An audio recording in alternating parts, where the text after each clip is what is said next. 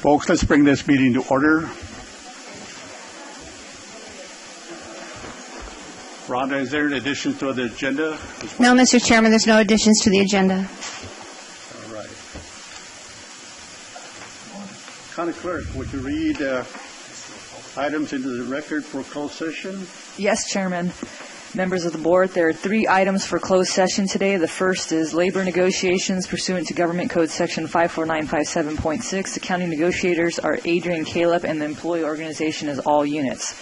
There's 1 existing litigation under Government Code Section 54956.9, subsection D1. That's Certainty Corporations versus the County of Madera. And we have Carolyn Frank from Codacol here that will meet with the board. And the last item is public employee appointment and employment pursuant to Government Code Section 54957, and the title of the position is the Director of Public Health. Any questions from the board, from the public? If not, we'll go into closed session.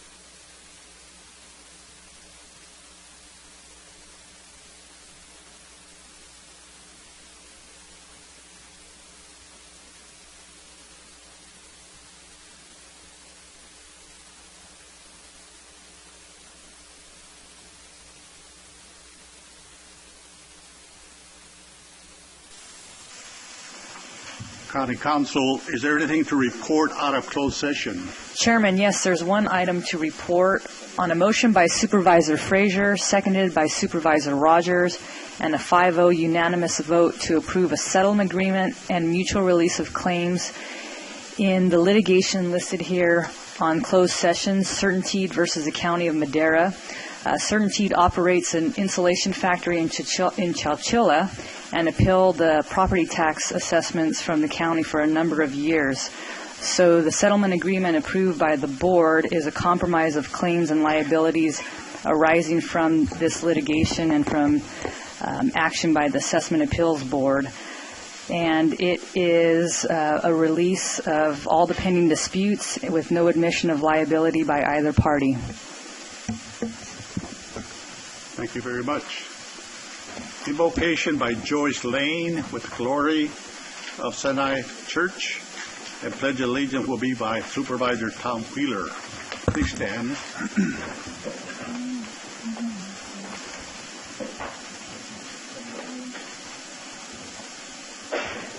It's on now.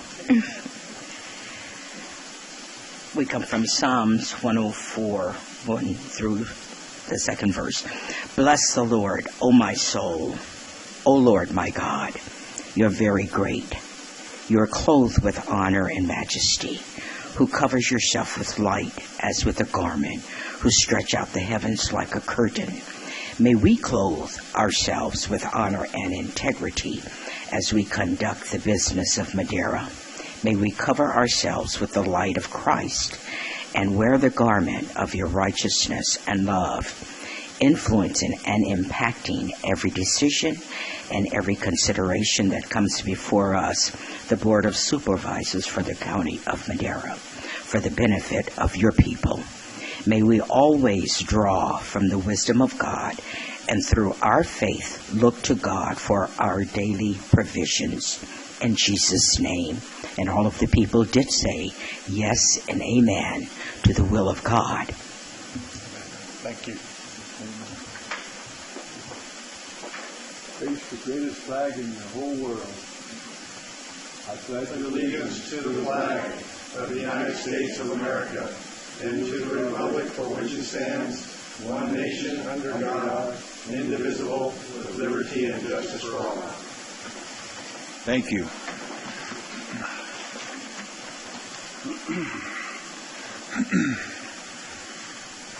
Do we have anybody we want to open and close in memory of? None? Rhonda, would you please read the public comment? Yes, Mr. Chairman. Public comment. The first 15 minutes of each regular session is set aside for members of the public to comment on any item within the jurisdiction of the board, but not appearing on the agenda. Items presented under public comment may not be discussed or acted upon by the board at this time. For items appearing on the agenda, the public is invited to comment at the time the item is called for consideration by the board. Any person addressing the board under public comment will be limited to a 3-minute presentation to ensure that all interested parties have an opportunity to speak.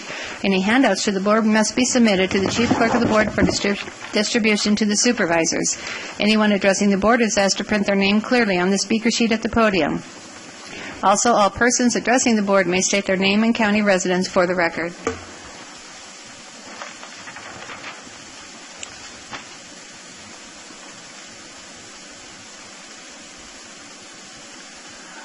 Mr. Chairman, members of the board, my name is Grady Billington.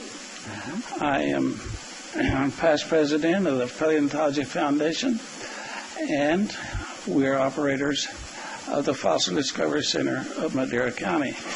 I am here to invite you to a special event that we're having this coming weekend, and for the details, I would like to have Michelle Pacina come up and address the board. Thank you for your service. Thank you. Thank you, Grady. Good morning. I'm Michelle Pacina from Madera County. I live here in the city of Madera. And as Grady was saying, I now serve as a director there at the Fossil Discovery Center. And we have something very exciting going on. I don't know how many of you have been out there recently, but we have the historic mammoth orange We purchased that a while back. It's on our facility. Now, the leaders of the community in the Rotary have three Rotaries, Chowchilla Rotary, Sunrise Rotary of Madera, and the Noon Rotary, have all come together. They're going to have a kickoff fundraiser barbecue at our center at 5 o'clock on this coming Saturday, as Grady was saying. And they are committed to restoring that orange. And so we have a vision of like reliving the Mammoth Orange, a sign on the highway, and visit the Columbia Mammoth 2 as a permanent draw for Madera County and that facility. So they're going to have a commitment initially of $15,000, and they're going to go further. We have other ideas, of course, but we wanted you in particular to know of that going on. Yes. That's in the planning stage. We know a family in Chowchilla called the Stiggins family. You might know of them. And they hold a lot of the historical memorabilia from that orange. In fact, they have an orange vinyl record that was made in Fresno about the Mammoth Orange. Wow. They showed it. So it's really entertaining, and they have all the newspaper clippings and any other articles. So I see it as myself as a historical piece initially, but we definitely want food, because if that happens, I believe that will be a permanent draw forever there. But the public loves that orange. So see if you can come out Saturday, 5 o'clock. And they'll, of course, serve you the barbecue, but you'll see what the Rotaries are up to, and we're very, very grateful to them. So thank you for your time. Thank you.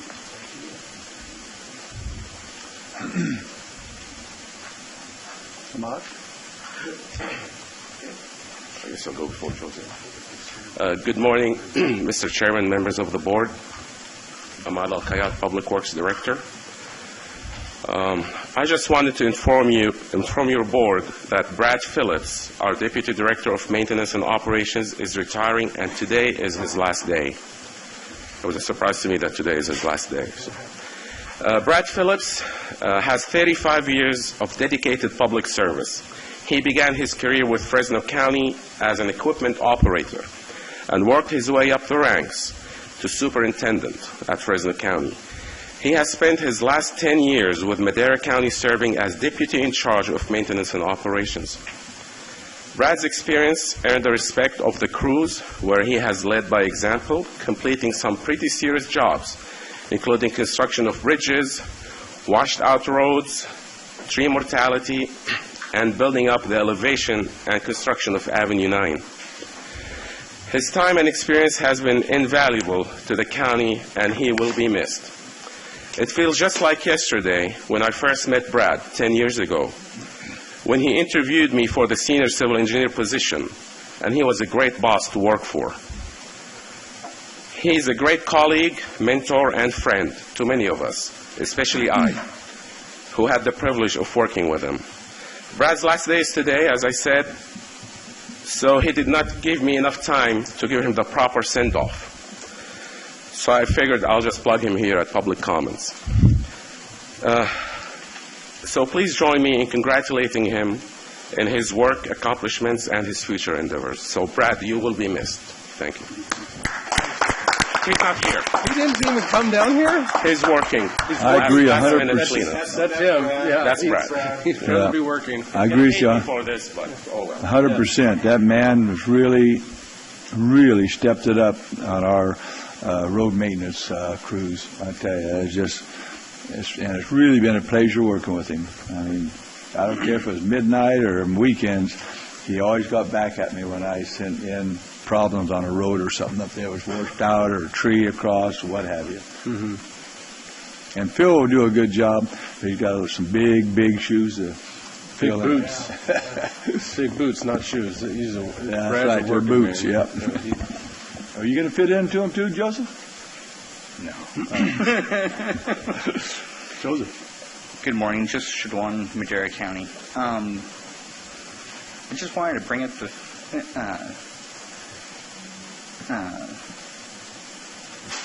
sad news that last Friday we lost a very, very interesting actor. Adam West passed away Friday evening after losing his battle to leukemia at the age of 88. I know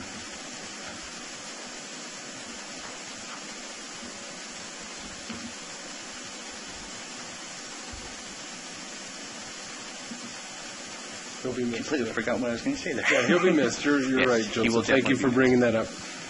Yeah. Appreciate you. Yeah, my generation, when I came home from school, he was the guy we watched, I think. Yep. One of them. Yep. I remember, Definitely going to. Thank you very much. Yeah, thanks. Joseph? Yeah. Holy public comment. Pal Bane? Zing?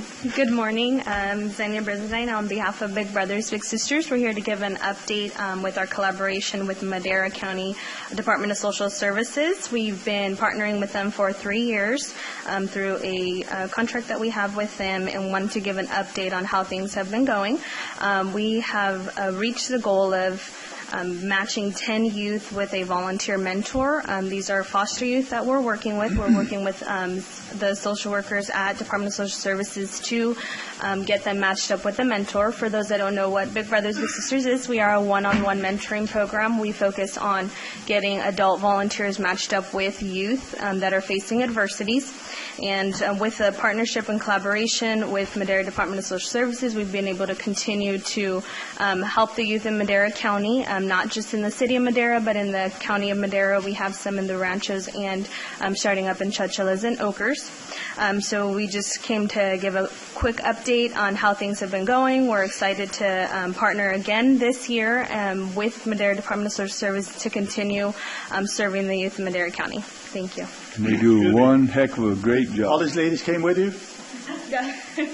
Would you stand up, please? No, they're...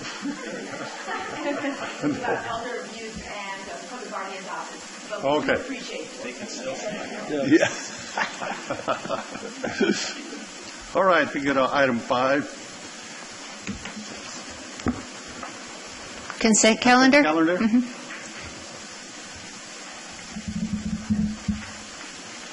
I got a Supervisor couple- Wheeler. I got a couple of things. The first thing is on our branding item number F, I'm sorry. After really watching this and looking at some of the things that already been printed out, I think we ought to put, like Max said from day one, the yellow in the sun. It's too blah. And if you look at all the examples in your backup, the last one has got the 311 insignia we're putting in. They got the orange in it, and just look at it side by side with our brand, and it sticks out 50 times better than it does with that extra color in it. So if we're going to do this, we pass this, I really hope that the supervisor would back us on that and put the yellow in that sun. Oh, no. Well, let me just say that Madera is not a blah county. And we need some color on that brand, you know. You see the trucks go up and down. You see I always said, get that yellow in there because this is the sun, and it rises every morning. And that's us, the sunlight. The yellow will fade. You will never see it on the side of the... No, I want to put a bright yellow. I don't want no light yellow. Yeah, you're wrong. Look at the truck. You're both wrong. It looks blah. But look at 311. You can read the 311. You sure can't see the other thing. You shouldn't have voted yes on it, Tom. I know. So I'll pull that item so we can vote on it separately. Very good. And then the second one is I need this from staff on S and 2AG, all those on those special districts. Some of them are transfers of appropriations, and some of them are receipt of unanticipated revenue. That unanticipated revenue that transfers of appropriations, every one of them is coming out of that special account. How much money have we got in that account that we can keep funding these until we get this study done and figure it out? Good morning, Supervisors. Andrew Good morning. Soldati with Public Works.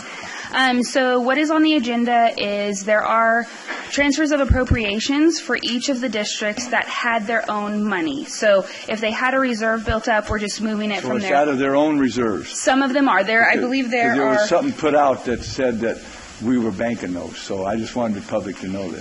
There are 5 of these transfers that are from their own money being moved from their appropriations for contingency into an account where we can actually use it. The rest of them are transfers of appropriations from the DAGS Trust Fund. Last board meeting, we had a item on paying back a loan from Fairmead for $450,000 back into the DAGS Trust Fund. That loan payback has allowed us to do these transfers. So right now in the DAGS Trust Fund, you have the $450,000 plus about an additional $4,000, but then you're going to be using that money to do these cash flow loans. And then when they get their money, taxes paid inside, then they'll pay those back also. Yes, sir. They all got to be paid back. Yes, sir. 100%. Yes, sir. Thank you. I just want the public to know that because there's been some stuff that's going out there that's not really true. Yes, they are being booked as debt, and so they will be on every district's book as a cash flow loan that does need to be received back into the DAGS Trust Fund. Thank you very much. Question for you. You say we pay back, the special district will pay back. What's the timeline there? As the districts go through their rate increase, essentially they need a rate increase in order to be able to pay back these cash flow loans. That's the reason for the loan. They're not bringing in enough money in order to cover their basic operation and maintenance. So as the rate increases happen, the cash flow loans that are existing are being built in as debt, and so they are being built in to be repaid within a 1 to 3 year span of time once that rate increase is passed. But if they had a bunch of taxpayers that maybe were delinquent and pay it up, we could start getting that money earlier, too. Yes, exactly. If there were some Before the outstanding rate increase taxes, goes yes. Whatever revenue comes in, as long as they have enough money to cover their operation and maintenance, whatever reserve or cash buildup that they have, we can use that money to pay down the cash flow loans. Okay. Is that clear to you? Clear to me now. Thank you so much. I knew you'd have a good answer, especially for the public. Okay, I make a you're going to go to the public? We'll take it to the public. Any comment from the public? If not, we'll bring it to the board for I make a motion to approve the consent calendar, pulling item F to vote as soon as we get done with this one. Second. Yes, first and second. Roll call. Call for the vote. Supervisor Wheeler? Yes. Supervisor Rogers? Yes. Supervisor Poitras? Yes. Supervisor Frazier? Yes. Supervisor Rodriguez? Yes. Vote passes 5-0. I make a motion that we, in item F, put a yellow sun in our branding. Mr. Chairman, I'll second that. Okay. Mr. Chairman, could I clarify? It's the yellow in place of the blue, correct? No, the green, is it? Well, no, it's no color. The light blue. Well, it's the white. Well, I painted this one in where the sun was, but maybe the rays would be better. But the rays, if we do that, we might. If we don't do the sun, or if we do the sun, I'd rather leave the blue and put the rays yellow in between it. as you recall, the designer recommended against that because you only have one color and then white. It's only like a 2-dimensional. We're not doing any 3-dimensional. Well, so I don't care what he recommended. We're the ones that are paying for this, right? And I want it to where it looks good for us. I mean, look at the glow on this thing up here. So would you rather have it in there too, or just the sun? I'm thinking about the sun, and really, until you brought it up, I looked at that, and I said, it really is kind of. Yeah, if you put those side by side right there, it makes a big difference. Right. I'm thinking about more just the sun, but I think it does bring out. And I want a bright yellow. I don't want no dull yellow. If you're going to do it, it needs to be the yellow, not the blue. Yeah. Might I offer up a suggestion? We just have Ron come back again to continue addressing this piece of it. I want to go ahead and do it. I think this is just my opinion. Obviously, your board's going to give the direction, but we've taken the time to really update it, and Ron had some good points about design and the use of colors and the dimensions. So I think it'd be worthwhile to have him come back just for a brief amount of time, talk a little bit about the yellow, what yellow you might use, where you'd use it. I think he'd be more than happy to do that. And it'd be Okay, I minimal. make a motion that we table this until he comes back and gives his presentation on, was it 26th? I'll second 27th, that. I mean. All right. You second it, Dave? Yeah. Okay. Okay, call for the vote. Supervisor Wheeler? Yes. Supervisor Rogers? Yes. Supervisor Poitras? Yes. Supervisor Frazier? No, we already have a good logo. Supervisor Rodriguez? Yes. Vote passes 4-1. Thank you. Chairman, if I could clarify, the meeting for June 26th was stated, but the regular meeting is for the 27th. I changed it from the 26th to the 27th. Okay, great. I didn't hear that. Okay. Thank you. Sorry. Here is, you'll have no dimension to it. Item 6, we don't have a public hearing. We go to item 7, regular session. 7A, presentation of a proclamation honoring the Nishimoto family for 89 years of dedicated service and commitment to their community and county. Whereas after 89 years of dedicated service to generations of loyal customers in the city of Madera and nearby communities, members of the Nishimoto family closed their historic family-owned and operated neighborhood market, the Bridge Store, at the end of 2016. And whereas the Bridge Store joined the Madera business community in May 1928, when Kameo Nishimoto, the Nishimoto's family's matriarch in California, first opened the doors of the wooden-floored, single-room store on North D Street to its customers. And throughout nearly 9 decades, members of the Nishimoto family have committed their time, care, and resources to ensuring the store's continuity of service in the local business community. And whereas, having immigrated to California in their teens from Japan and what was then the Hawaii Territory, Kameo Nishimoto and her devoted husband, Tamaichi, share of their Japanese ancestry and their devotion to their family, which came to include their sons, Keith and Sonny, and their daughters Mildred, Mary, and Patty, all of whom worked tirelessly in the family market at various times. And whereas during World War II, as was true of thousands of their EC and Nisi compatriots, members of the Nishimoto family were sent to an internment camp for persons of Japanese descent. In the Nishimoto's case, they were sent to the Jerome Relocation Camp in Arkansas, and while there, Keith and Sonny Nishimoto enlisted in the United States Armed Forces in order to serve their country. And whereas following the war, Keith and Sonny returned to Madera and became the second generation of the Bridge Store's leadership, joined by their wives, Mickey and Dorothy. Thanks to their efforts, the Bridge Store relocated to its newly constructed building at 748 North D Street in 1965, the site the market has occupied ever since. And whereas for generations the Maderans employed in the Bridge Store, under the guidance of encouragement of the Nishimotos, offered an opportunity for a wage-paying job, and for having provided these opportunities, the Nishimotos garnered the respect of the market's numerous alumni. And whereas long esteemed for its commitment to community engagement and to providing educational opportunities, the Nishimoto family created the Nishimoto Family Scholarship Trust. For its longtime support of education and partnership with the Madera County Schools, the Bridge Store was named the 2011 Crystal Tower Award, which honored the store and its employees' donation of time, effort, and funds for many activities and events benefiting local students. And whereas currently led by the third generation of Nishimoto family members, including Sonny's son, Wally, his daughter, Ruth, and their respective spouses, Kathy Nishimoto and Galen Thielander, the Bridge Store has served as a vital member of the business community and contributed to the city of Madera's economic well-being as the community's oldest locally owned retail enterprise. And as they bring to a close a long history of service and civic engagement, the Bridge Store and the Nishimoto family are eminently deserving of both admiration and praise. Now therefore be it proclaimed that the Board of Supervisors of the County of Madera, State of California, does hereby commend and thank the Nishimoto family for their steadfast, multi-generational dedication to the Madera business community, their community engagement, and remarkable service to the people of the City of Madera, and extends their sincere best wishes for the success of their future endeavors.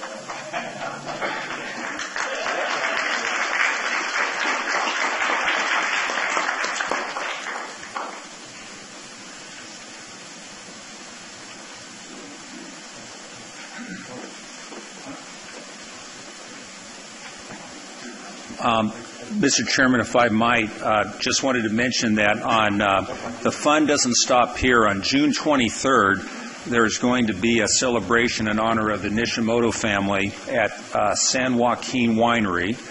And the times are, it's starting at 6 o'clock. Is that 5:30? Starting at 5:30. That's a Friday night, week from this Friday. And tickets are available from the Chamber of Commerce or Chamber of Commerce. Okay, good. Okay. Hand in hand. Exactly. So it's going to be a great celebration of the Nishimoto family and all the contributions. And anyway, wonderful evening. So we're looking forward to that. Thank you. You know, just to add into what Supervisor said, you know, my wife's family, the Lopez, lived there about 2-3 blocks away from the store. And she used to tell me that the family treated him so well and even gave him a little bit of credit when they were young. And they feel so close to you guys. And we thank you all very much. Yeah. Supervisor Wheeler? Yeah. Well, that's from before. I'm sorry.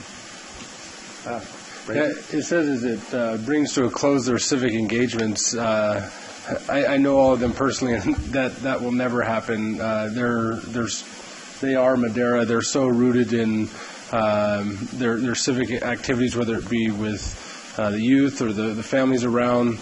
The city of Madera is so lucky to have had the Nishimoto family, and you know, listening to the proclamation and going through, you know, a very dark chapter in America's history of the internment, and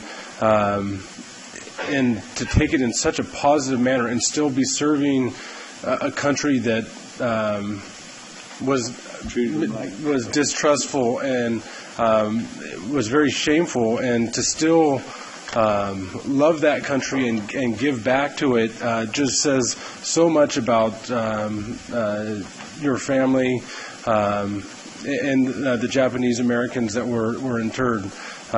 So I just want to thank you for everything you've done for the community, for me personally. Absolutely love you guys and everything that you mean and what you've done. Thank you very much.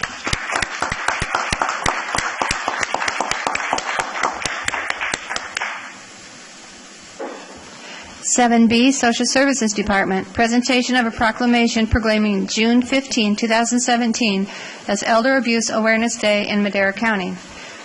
Whereas each year, millions of vulnerable and older adults are victims of abuse, neglect, and exploitation, including physical, emotional, and sexual abuse, as well as neglect, abandonment, and financial exploitation. And whereas according to national statistics, elder abuse is grossly underreported because vulnerable and older adults who are being abused find it very difficult to tell anyone due to the shame and fear.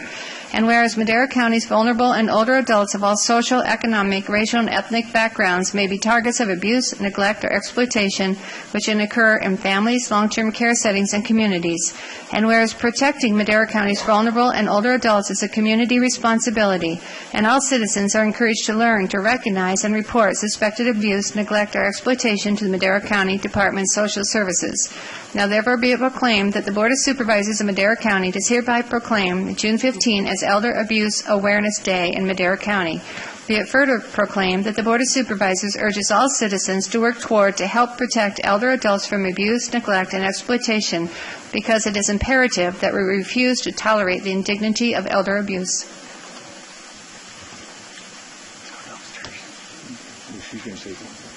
Good morning, Supervisors, Chairman Rodriguez, and CEO. Just a few words.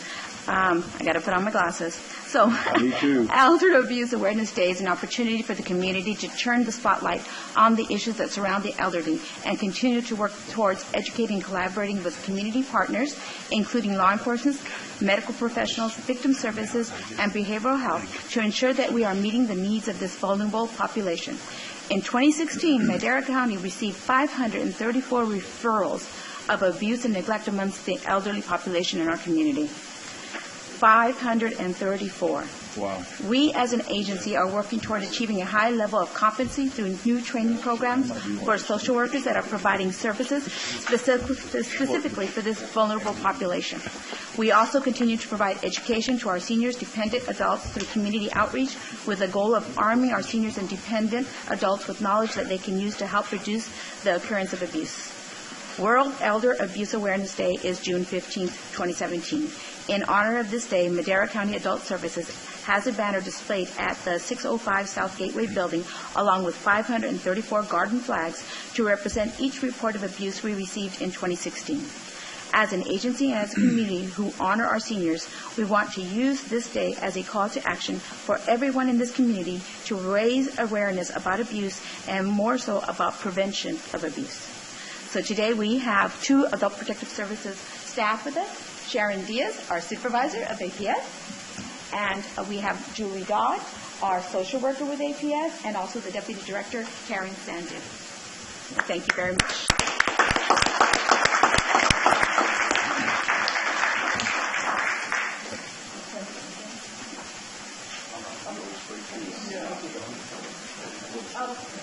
Picture time.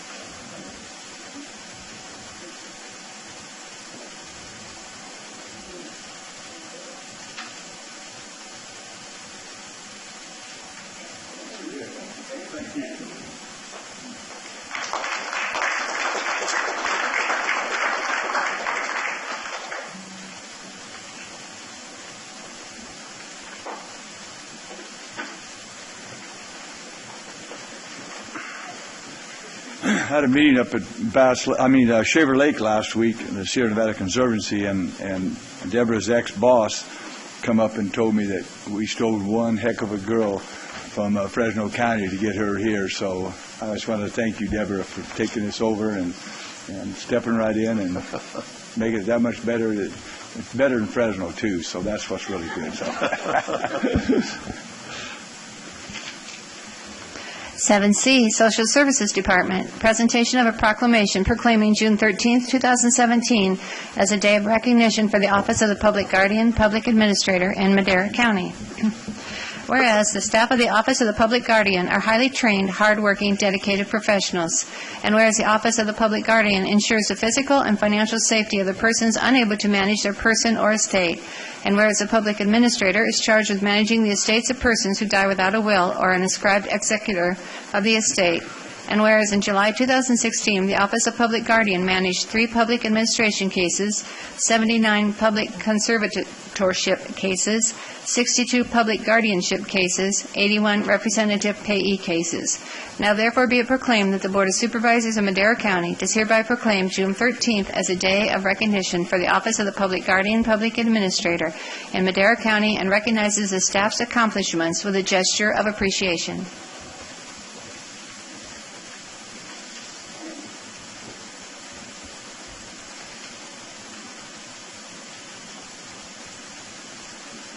So it may seem familiar to you. So a few words in regards to this proclamation. I want to thank you, Board of Supervisors, CEO, and the Chairman, Rodriguez, for proclaiming this the day of recognition on the staff of Public Guardian, Public Administrator's Office. Today we have 3 Public Administrator staff joining us. Mardell Chin, who is our Chief Deputy Public Guardian, Blanca Garza, who is a Deputy Public Guardian, as well as Jeanette Garcia, who is a representative for APS, Public Guardian, and again, Karen Sandu, the Deputy Director.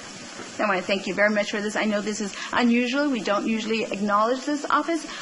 We've had some recent reports in regards to how the Public Guardian is working, and when it was very, very positive, and I believe they're working very, very hard for this population. Thank you. Thank you.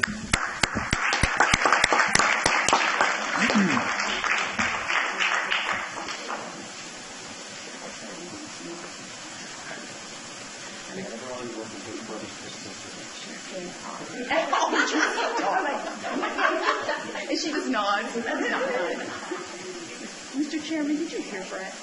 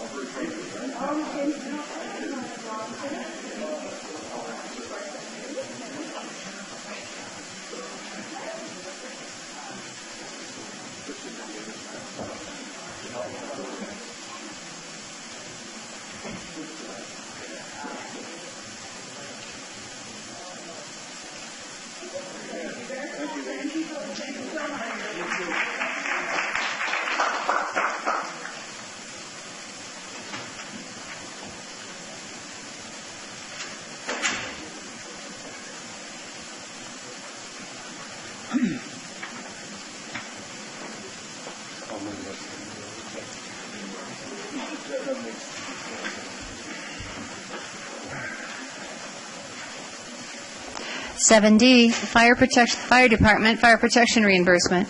Discussion and consideration of approval of a resolution approving fire protection agreement number 4CA 03528 by and between the County of Madera and the State of California Department of Forestry and Fire Protection, and authorizing the chairman to sign on behalf of the County of Madera. 2, discussion and consideration of entering into state agreement number 4CA 03528 with the California Department of Forestry and Fire Protection in the amount of $26,112,318 for fire service and operations for the fiscal years 2017-18, 2018-19, 2019-20, and 2020-21.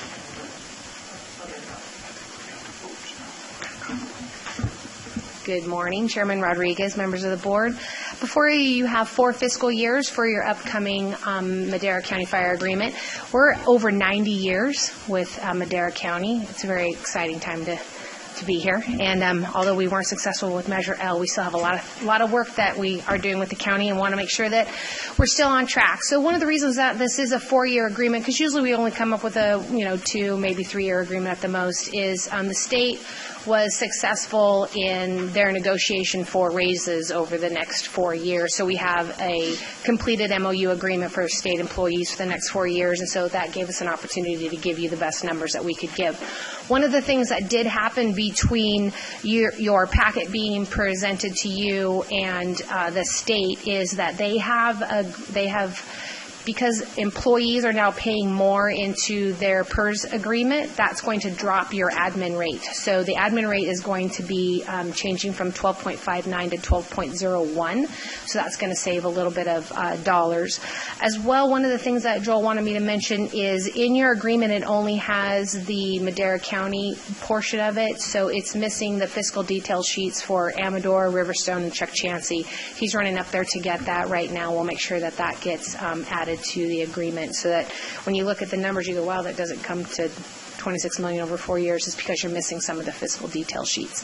But other than that, I'm happy to answer any questions that you may have on specifics with relation to the agreement. There's been because we didn't have a successful Measure L campaign, there's been no additional bodies added other than what has been presented from our contracted agreements with like Riverstone and some of the other agreements that we're looking at. So, and Chuck Chansey. Yeah, I don't know, that Measure L thing. Yeah. No. Oh, that was from the last one. Supervisor Wheeler? Yeah, on these benefit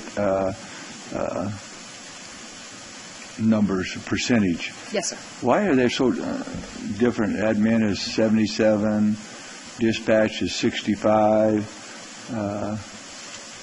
EWC rates are 49, regular benefits and salary 8 or 9. Personnel, so 80. The reason that those are all different is because different groups pay different amounts into their PERS account or their workers' comp. For instance, firefighters have a higher workers' comp rate than our dispatcher clerks do. So where our rate for what we call POF benefits or peace officer benefits are higher because our benefit rates are higher than they would be for the dispatchers that we have sitting in the command center. It used to be all just one number, though, didn't it? No. Before it was like... No, it's always been split different. up like this? I don't remember that. I always ask about it, but Probably in our budgeting, it just lumps all together into one, but... No, I always. He always asks about the benefit rate. It's always been. I've always asked him about this. Yes, but no, they have always been different. I think when I first started, it was like 59 or something. Yes. And now it's 89. Yeah, I can promise you that, unfortunately, because of PERS, we'll probably be looking at 100% before too many years. Well, I know. And it's far out of control of anything that the fire department can do. I'm sure you have the same issues with all of your every other. dollar we spend, it costs $1. Yep. It just bugs me. The state is that stupid. So let's take it out to the public. Any public comment? I think Kathy just made her public comment. I'd make the same one, but I work for them, so I can't say that. For board action. I move we approve item 7D. I hate to do it on that percent, Second. but it ain't their fault. So. We have first and second roll call. Call for the vote. Supervisor Wheeler? Yes. Supervisor Frazier? Yes. Supervisor Rogers? Yes. Supervisor Poitras? Yes. Supervisor Rodriguez? Yes. Vote passes 5-0. Thank you. We look forward to continue servicing with the Madera County. At least for another 4 years. Yeah. No, go sit down, David. As long as Dave sits down, we'll take a picture with you and Nancy. 7E, Community and Economic Development Department, Planning Division. Discussion and consideration of the request of Manor House to waive the necessary fees for entitlements, tentative parcel map, negative declaration, and final parcel map. Thank you, Mr. Chairman. Matt Treber, Community Economic Development here. This is one of the very rare items that staff actually doesn't bring a recommendation to the board for consideration. The ordinance before you does have 2 findings that the board has to make in order to waive or reduce those fees, and typically it's just given via direction to staff on that. I believe Manor House representative is here today. It is a nonprofit organization that serves primarily eastern Madera County, but staff is here for any questions you might have. Tom. Good morning, Chairman, Supervisor. I want to thank you for your consideration for this fee waiver. And if some of you have not had the opportunity to ever come up to Oakhurst and see the Manor House, I have a architect's rendering of the Manor House. It's really a building. It's a 40 by 80 foot, 3,200 square foot building. I designed with my nephew, who is a computer automated drafter, and we also put the Mountaineering House of Prayer inside of it whenever they asked for us to do so, since they lost their place. Thanks to the Board of Supervisors and Madera County and Chuck Chansey's. I think it was back in around 2008 that a grant was given for the Manor House to a substantial amount for whatever, and I took it upon myself to be a real estate broker and volunteer to hopefully obtain a piece of property where the Manor House would not have to move, because we've moved 4 to 5 times in the last 33 years. And you would not be surprised after you start taking a look at properties that the property owners contiguous to properties that might be available did not particularly want to have an entity such as the Manor House to be close. So my only option at that time was to obtain a 20-year lease with one church that stepped up to the plate to allow us to be on their property, and that was the Nazarene, which we're in our 5th year of. And they came up with the option to help them obtain some funds for their district and the church, and offered us to buy the 1 acre of the 12-acre piece of property that they own, which is zoned institutional, and we have complied with all requirements to obtain certificate of occupancy. And to let you know, I was the assistant director for 10 years, and have been the director for the last 11 years. Started keeping track of the folks, the numbers of folks that we have helped. In 2006, when I became the director, we helped 11,000 people. And I don't have all the exact numbers with me from dates up, but I can tell you up to 2018, it went up when the economic crisis across the country and world went up to 18,000. And last year we helped 35,356 individuals. Manor House is an emergency food and clothing bank, which was started in 1982 by Reverend Paul Hansen from the Lutheran Church. to be an extension of the church's pantries. And we have expanded somewhat, not only food but clothing. But about 14 years ago, we started a program called Special Projects, where we help folks with special needs of any valid need with PG&E, propane,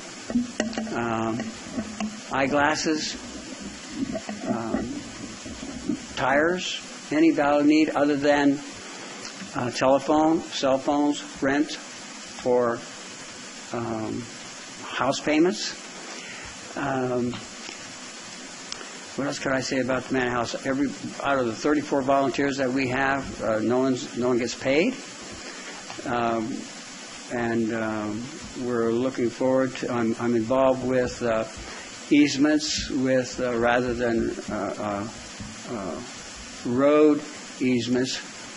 What is that you calling it? Rather than offer dedications, doing easements, ingress and egress. The whole parking lot has been. It was cheaper to ultimately do concrete rather than pave, and we have an overflow parking and steps going up from the church down to the Manor House. And we're just looking forward to continuing on and being able to offer comfort to those in need with dignity. If you have any questions, I'll be happy to answer anything you might have to. That's it. Supervisor Wheeler? Yeah, I was just looking at the what it takes to our rules of to be able to waive or reduce their fees, and the contribution of a project would benefit the whole community, and imposing the fee would constitute a hardship, which in turn would reduce the benefit to the county and the people. And number two, the public interest would be served by waiving or reducing the fee. The amount of dollars that the fees are is $7,402, and $7,402 would help a lot of families with a lot of food, clothing, or whatever they might need for that. If we could, if you guys would feel inclined to do that.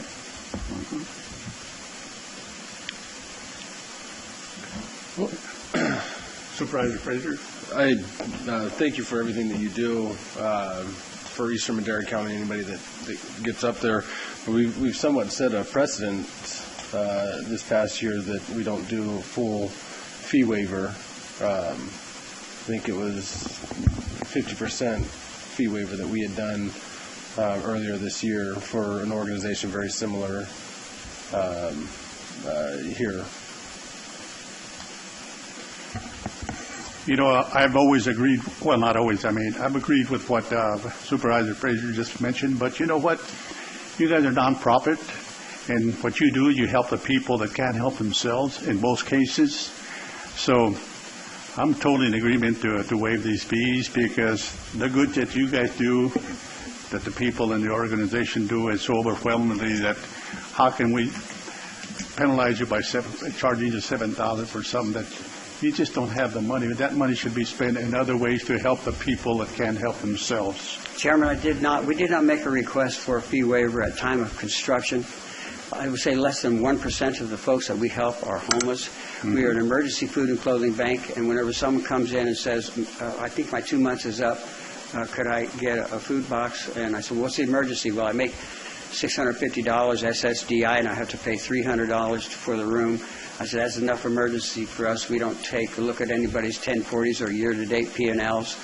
And there's a lot more I could go on to tell you about what we do. Supervisor Poitras? Thank you, Mr. Chairman. In this particular situation, first of all, I'd just like to acknowledge great organization and what a service is provided, to your community, the community, and to our county, as well as, the other food banks and rescue missions and so forth in the county. Yeah. I think that the main thing I hope happens in regards to our decision today is that we want to develop some consistency in regards to the decisions that we make. And what I don't want to happen is clearly great organization. What I don't want to do is to, it starts to drift into gray area at times, like, is there a public benefit? Is there not a public benefit? And then that's kind of what creates this, again, gray area. And then there's discussions about, what constitutes that. So in regards to the decision that we make here today, I hope that we can set a precedent in terms of what we do, whether it's a fee waiver, a partial fee, something like that, that we can, adhere to, and that it's consistent. It's just not good to go back and forth and here and there. And so we found out that a little is a lot. Supervisor Wheeler? Thank you. Yeah, I forgot that you guys didn't ask for a waiver on the building fees or nothing, right? Correct. You paid full fees? Correct. So they've paid all the fees. That last one we did on yours, the one we did, not It wasn't yours. mine. It wasn't yours. Yeah, it wasn't mine. It was for building. It was a lot more money. It's like $20-something thousand. And so they didn't ask for that. And so this one, particular one, I would probably go for the full amount because of that. If it was like the building of it, when they done that, they didn't ask for that. And that was probably in the $25,000 range too. So I'm going to make a motion to approve the full amount of $7,402. Hold up on that. Supervisor Rogers? Oh, I'm sorry. I didn't see him on it. I'm sorry. I'd like to know from staff what we did with Valley West and what was I don't want to start accepting one and rejecting another, and we didn't have our full board there. Supervisor Rogers, you were absent, so it was 4-4. So, I think on this one we need to set, with a full board here, we can set more of a precedence versus the back and forth of 2 to 2 to 2 to 2. And I think we all agree that like, these organizations do great things. There's no doubt about either one of them doing great things, and we're not trying to compare or anything, but we've got to be consistent. What was it on the last one? Yeah, so for the previous item, it was, if memory serves me correctly, it was a 50% reduction on all necessary fees for the development of the expansion out there.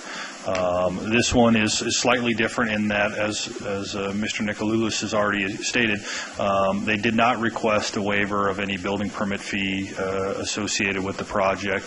It's already done. This is strictly for the entitlement for a parcel map to create a 1-acre lot out there. Okay, so with Valley West, we did a reduction of 50% on building fees and everything. So in an equivalency type situation here, I think it would be better, this is my personal opinion, that we lump the whole thing together and do a 50% reduction on the whole thing to be consistent. You mean go back and find out what those fees were? Include the building fees and the other fees and do a 50% reduction on the whole thing. Well, we'd have to give them a refund then. I don't mind that. I want to be consistent. No. I wouldn't go back on that myself. Okay. Or moving forward, we look at building fees.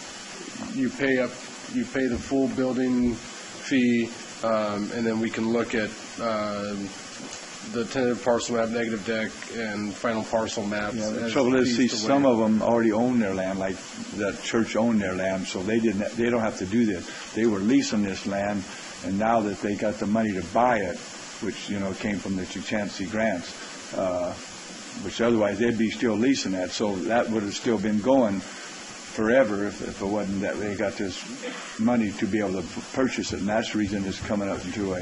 Matt, what were the building fees on related to Manor House? Do you have those?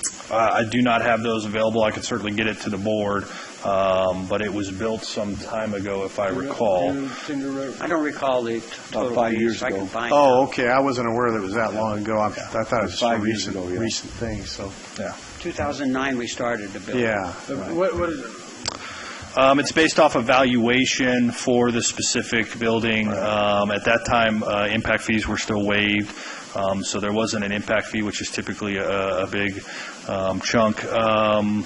Typically on the plan check and review fee, and I am certainly shooting from the hip here, so I would estimate it about $5,000 for the size of the building that they have here. For all the fees that they had to build? For the building permit fees. So let's say... Not impact fees. If the impact fees had been assessed, then yes, certainly you would get into the higher realm there for sure. So that's if roughly $5,000 Put these all together, 12,402. Divide that by 2. Yeah, we're in the ballpark. We can reduce it by $6,201. They're looking at a number there. Is she getting a number? Does that make sense? So that it's the same as it was before, but it's still a substantial amount off of this one. All we were confirming was the Valley West item and what was done, and that was the entitlements and building permit fees that were requested for that waiver at that time. Okay, I make a motion to reduce the fee by $6,402. I'll second that.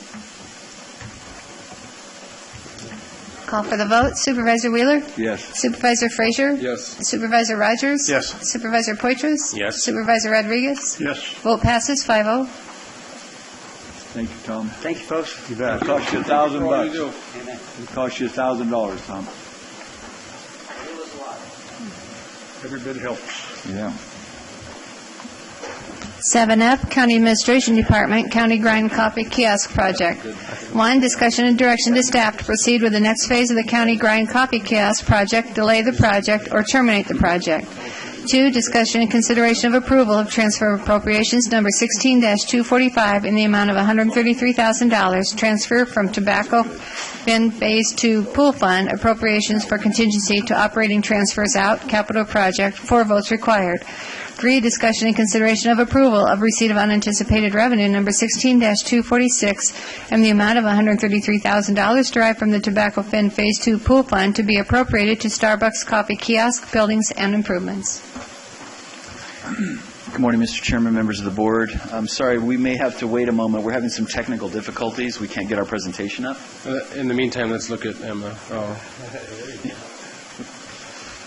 Bear with us here. My granddaughter on the board there. There she is. Right, she looks like you. No hair, same nose. Born 2 days ago. Asleep at the meeting? Woo!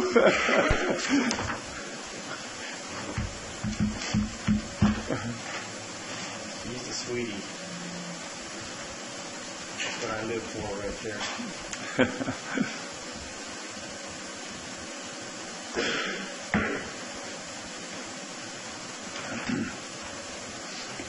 Come on, Jay, get that thing working.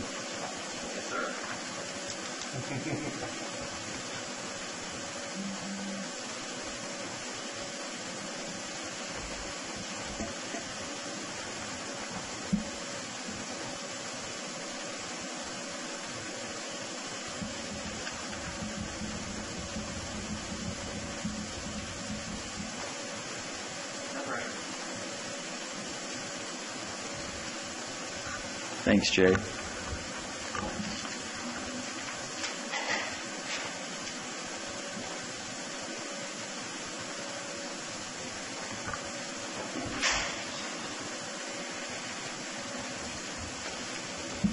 What's your name, sir, while we're waiting? Thank you. Yes, my name is Peter? Peter Burke. Peter Burke. Turn on your mic, Peter. There we go. B-U-R-K? B-U-R-T is in Tom. Bert. Oh, okay. Okay, Bert. All right. Here we've got our presentation up. So today we wanted to continue the conversation about the County Grind, which is a coffee shop concept that started developing about 2 years ago. And I wanted to highlight a recent article that just came out last week in the Wall Street Journal. Talked about a study done by Packaged Facts in 2015 that indicated about 62 hours a year are spent purchasing coffee away from the office, and when employees leave the office and go purchase coffee, and about 75% of full-time employees drink coffee. So more U.S. companies are just providing this service within their offices. As a governmental entity, we could not go out and do that. We have to always be sensitive to the taxpayer dollar and make sure that we're not impacting the general fund for this sort of a project. And so what we did 2 years ago, we started looking into whether or not Starbucks would come and operate a coffee kiosk here in our lobby. And so what we found was they really thought it was a great location, but one of the requirements that they currently have, if they're going to operate their own, is they have to have a drive-up. That was the only thing we were lacking at this location. They looked at the surrounding area. We have hundreds of people, if not 1,000, that are in very close proximity every day, working here Monday through Friday. And they thought the location was great. So we continued, we went back to the drawing board, and we continued exploring options, and we came up with a partnership that was already existing with Aramark. They provide our food service in the jail and in the juvenile hall. So come to find out, they already had an existing relationship with Starbucks. And what they could provide was a kind of a second-tier Starbucks, where it was a collaboration between Aramark and Starbucks, and Aramark would provide the food goods and a limited menu of Starbucks beverages. So it really took off. We began the planning part of that. And on February 9th, we came to your board, and your board unanimously approved an agreement with Aramark Correctional Services to start working on this project. What they agreed to do, interest-free, was to provide $201,000 capital investment from their company to provide the kiosk, the construction of the kiosk, and some new furnishings in the lobby. And then we amended the contract so that we would pay them over a period of time out of the profits from the kiosk. That was the plan, and it continues to be the plan.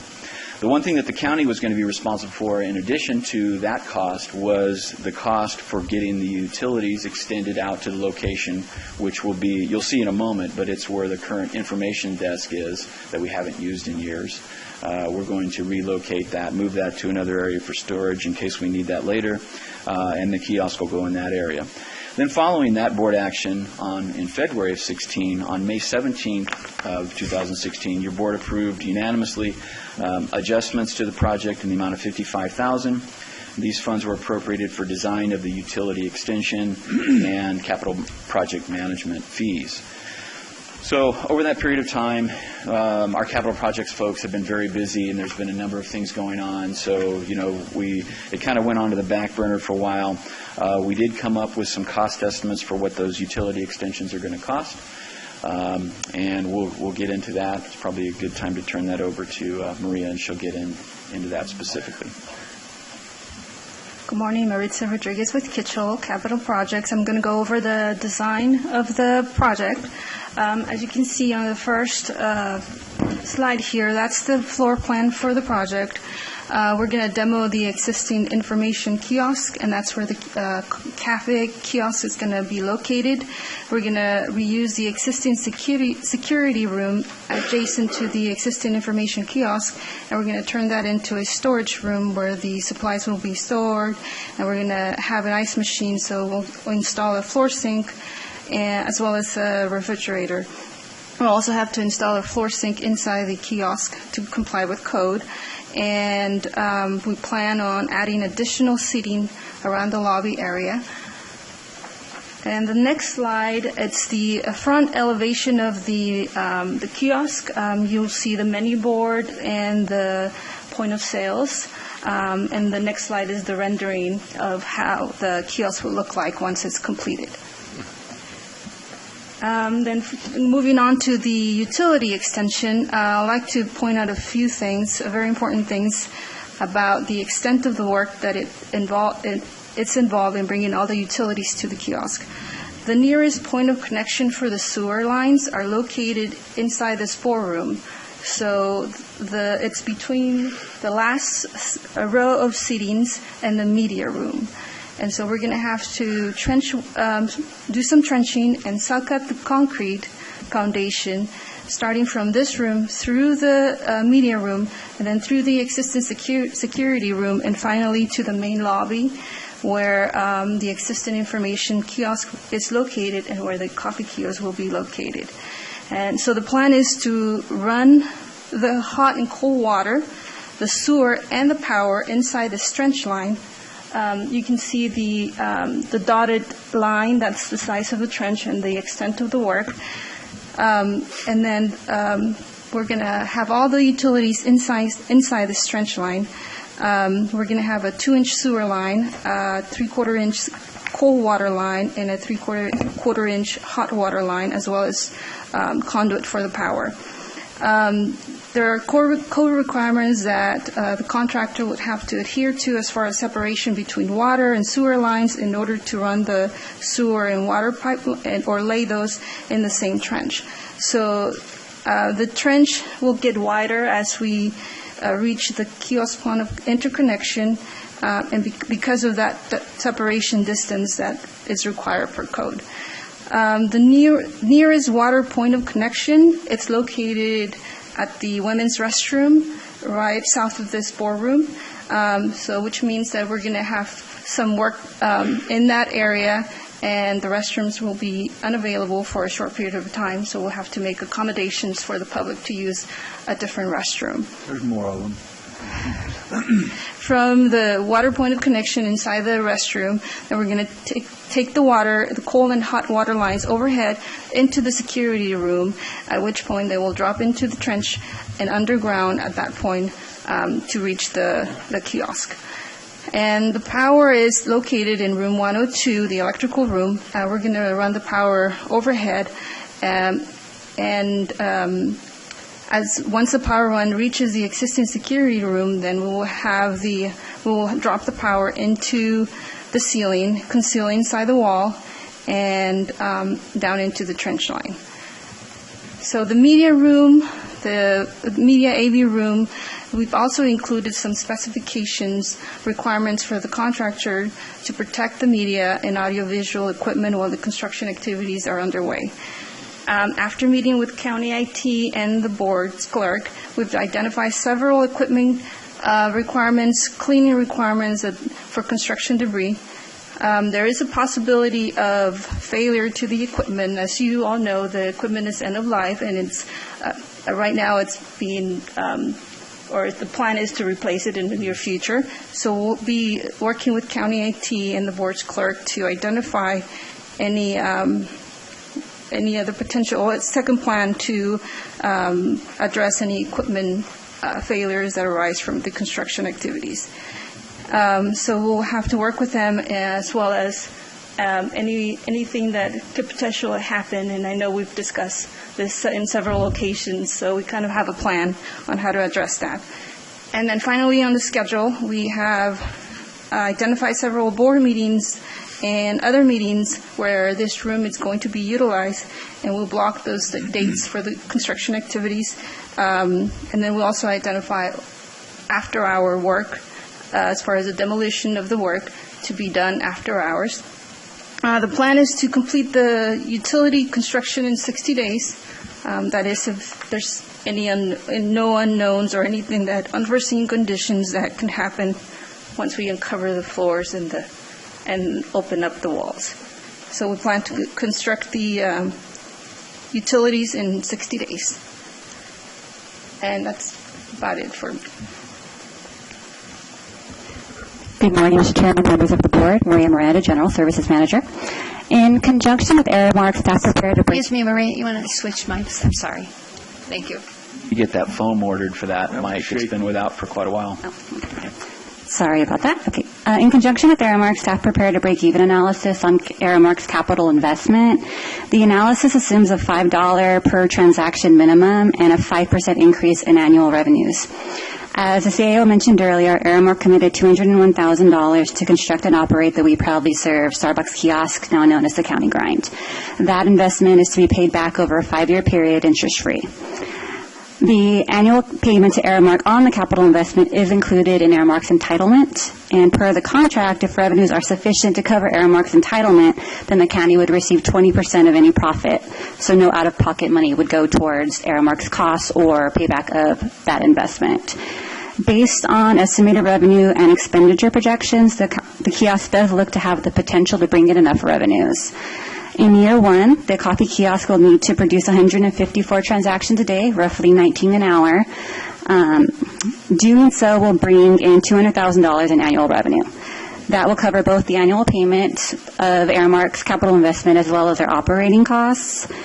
and that will make the kiosk profitable in year 1, making the county's profit of roughly $1,400. After repayment of Aramark's full investment in year 5, the county's profit would jump to roughly $15,000 in year 6. The profits collected by the county could then be put towards repayment of the county's investment or any other use should your board choose. The next slide further details the county's investment or fiscal impact. I'm sorry, before we go, how much is each transaction expected to? We are estimating $5 per transaction. Per transaction, so you don't need 154 if someone's... Exactly. Okay. And Supervisor Frazier, we felt that was a pretty conservative estimate. Yeah. I mean, those of us that go to Starbucks, you don't usually get out of there with less than $6 or $7 worth of purchases. Very conservative estimate indeed. So should your board decide to continue with the project, the next phase will be construction of the utility extension, as Maritza explained.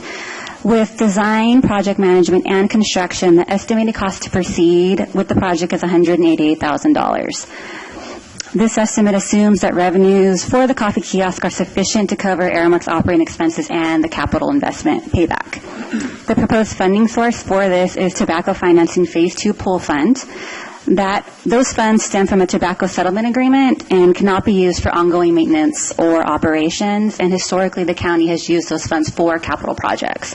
So we use those funds for the jail kitchen Phase 2. We also use it for build-out of the 3rd floor here at the Government Center, just as some examples. Should your board vote to terminate the project, the county would need to reimburse Aramark for their expenses to date, which roughly estimate about $100,000. And that would include design of the kiosk, preliminary fabrication, because they are in fabrication now, but they did put that on pause pending today's outcome, and the Government Center lobby furniture on either side of the lobby desk, which is in place now. Maria, can those tobacco funds pay for public safety? My understanding is tobacco cannot be used for ongoing operations. No, you can't be. I know. I just wanted to. I know that. I just wanted to. Guys, put your name on the board so we can call you in order. Yeah, that's a good point. I was up on the board, but. Okay. So coupled with what has a. Oh, I'm sorry. Yeah, I think that's a good point, and that. These are capital improvement funds. That's what they're dedicated for. They can't be shifted to something else. They can't be stuck in the general fund. They can't pay for police or fire. And this is not a project we intend to subsidize. It is going to pay for itself. The users will pay for it. And I believe we've really been conservative in the estimates here of what will actually be brought in, and that it will pay for itself and be a benefit. Anyway, I'll go into the benefits later on, but go ahead. Thank you. Correct. So the tobacco money is essentially one-time money. So you wouldn't want to appropriate it for ongoing costs. Right. Okay. So coupled with what has already been spent on the utility extension for design and project management, the cost to terminate the project at this point in time would be around $150,000.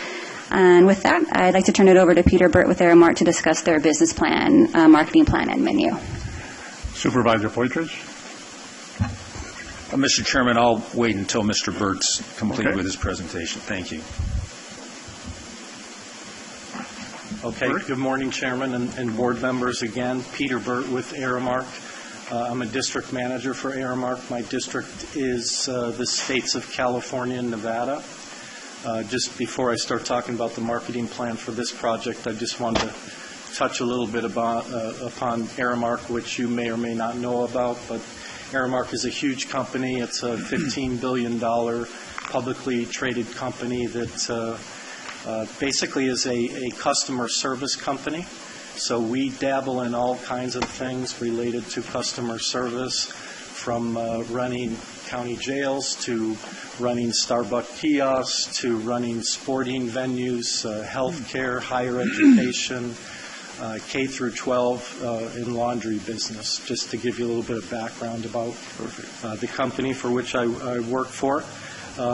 We are not in business to lose money, so I would agree with Supervisor Rogers' comments regarding conservative estimates and some of the numbers we're looking at. From a business plan perspective, just to touch on the highlights, Our intention is to invest a couple $100,000 and build a nice coffee kiosk out here in your lobby to create a much better ambiance and environment in the lobby that will service not only the employees here at this government building, but in surrounding government buildings and to the public at large. We intend to obviously manage and operate that business as efficiently as possible. Again, I think some of the estimates in here for operating costs are, again, conservative. I think we can do a better job than what we have here, but I'd much rather under-promise and over-deliver at the end of the day. Always. From operations, we would pay for our $200,000 investment over 5 years. At the end of 5 years, the county would own the kiosk, and that annual depreciation expense of a little bit more than $40,000 a year would then become operating profit, which we're including in our expenses at this point. So that's just the gist of the business plan. Any questions from anyone? Or I have one. I think Robert. Oh. Go ahead, Rob. Very good. Thank you very much. So I've got a number of questions here, and first of all, I guess all three of you can answer. In regards to the project and fiscal impact, we've got option 1 and option 2, and if you look at the total dollars, the $150,000 that have been spent to date, and then we've got $188,000 above that. So I'm led to believe by these numbers that the total project costs for capital costs are going to be about, $340,000 or something like that. Assuming that we don't make enough revenues to cover Aramark's repayment of Aramark's capital investment, yes. Okay, so $340,000 up front. I think what he's saying, it's just including the capital investment, right? Yeah, including the capital investment. Wait a minute, Robert has the floor, please. Thank you. Yeah, I'm just trying to... Right, just the investment, right. I'm just trying to make it simple. Like our upfront, at the end of the day, we don't get paid back. What is I'm just looking to see what the county, the taxpayer, is liable for. So basically about $338,000, $340,000 roughly. Okay. I'm sorry, Supervisor. It would be with the 107. Because it's with the 107 too. So. Okay. Good. Okay. Second of all, this is a question on the operation. There's something here that talks about under operations on the worksheet here. It says we will market and run kiosks at the county building at 4th Street in addition to surrounding county buildings, the library, and the public. This statement leads me to believe that there's going to be more than one kiosk. Is that correct? No, that's not correct. Okay. We would market the kiosk at this location. Okay. In the adjacent county buildings. Okay. But you can see by this statement why it sounds like there's going to be kiosks in other places. Okay. I didn't think so, but just wanted to get that cleared up. So whenever we went out to, I guess another question as far as why does the county have to be liable or, at the end of the day, be responsible for this $340,000 capital investment? I know that, I have another job. I'm a banker, and I finance people who are doing leasehold improvements. And like if they're going to open up a restaurant or something, and typically they may not own the building, but they're going to lease the space, so they've got a monthly lease payment, a monthly rent payment, and they have to pay all the leaseholds. And at the end of that day, they hope to make a profit.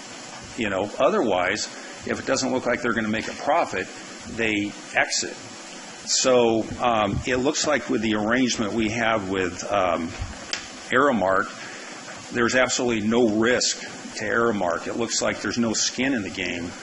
And because if we don't make money on this kiosk, we pay the difference, and any operational losses, we pick it up.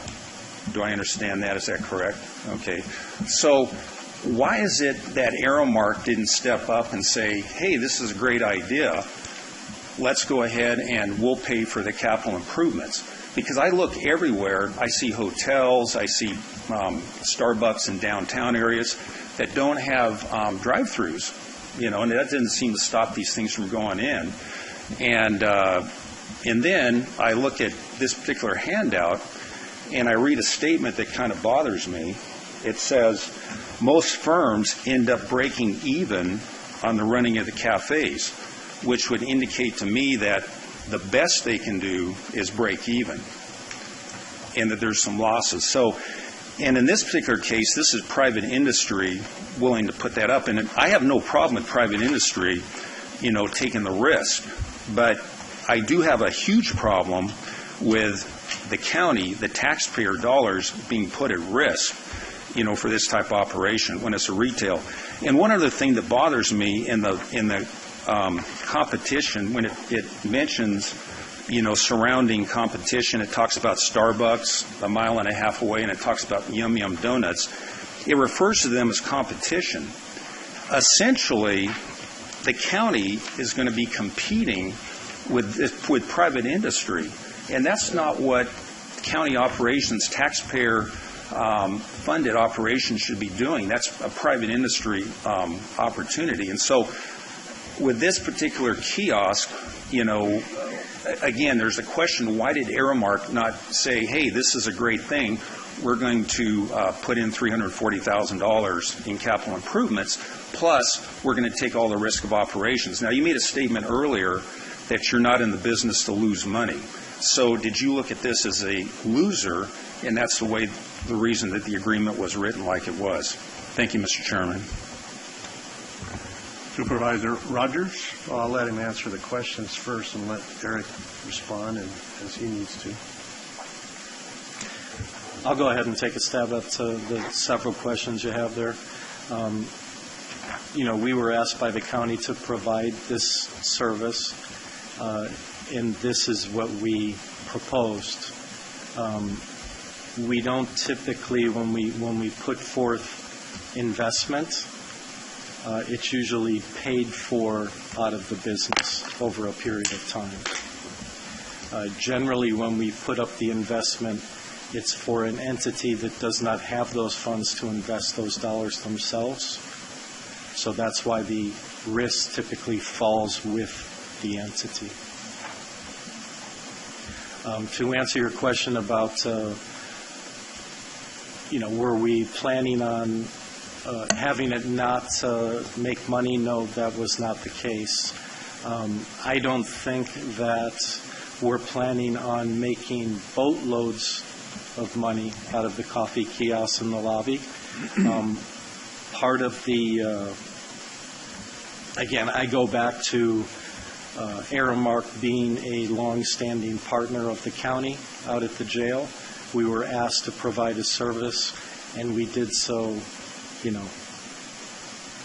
under the best terms we possibly could provide. That would allow you to operate profitably. Correct, with minimal risk, like you mentioned. Minimal risk to you. Correct. Okay, thank you very much.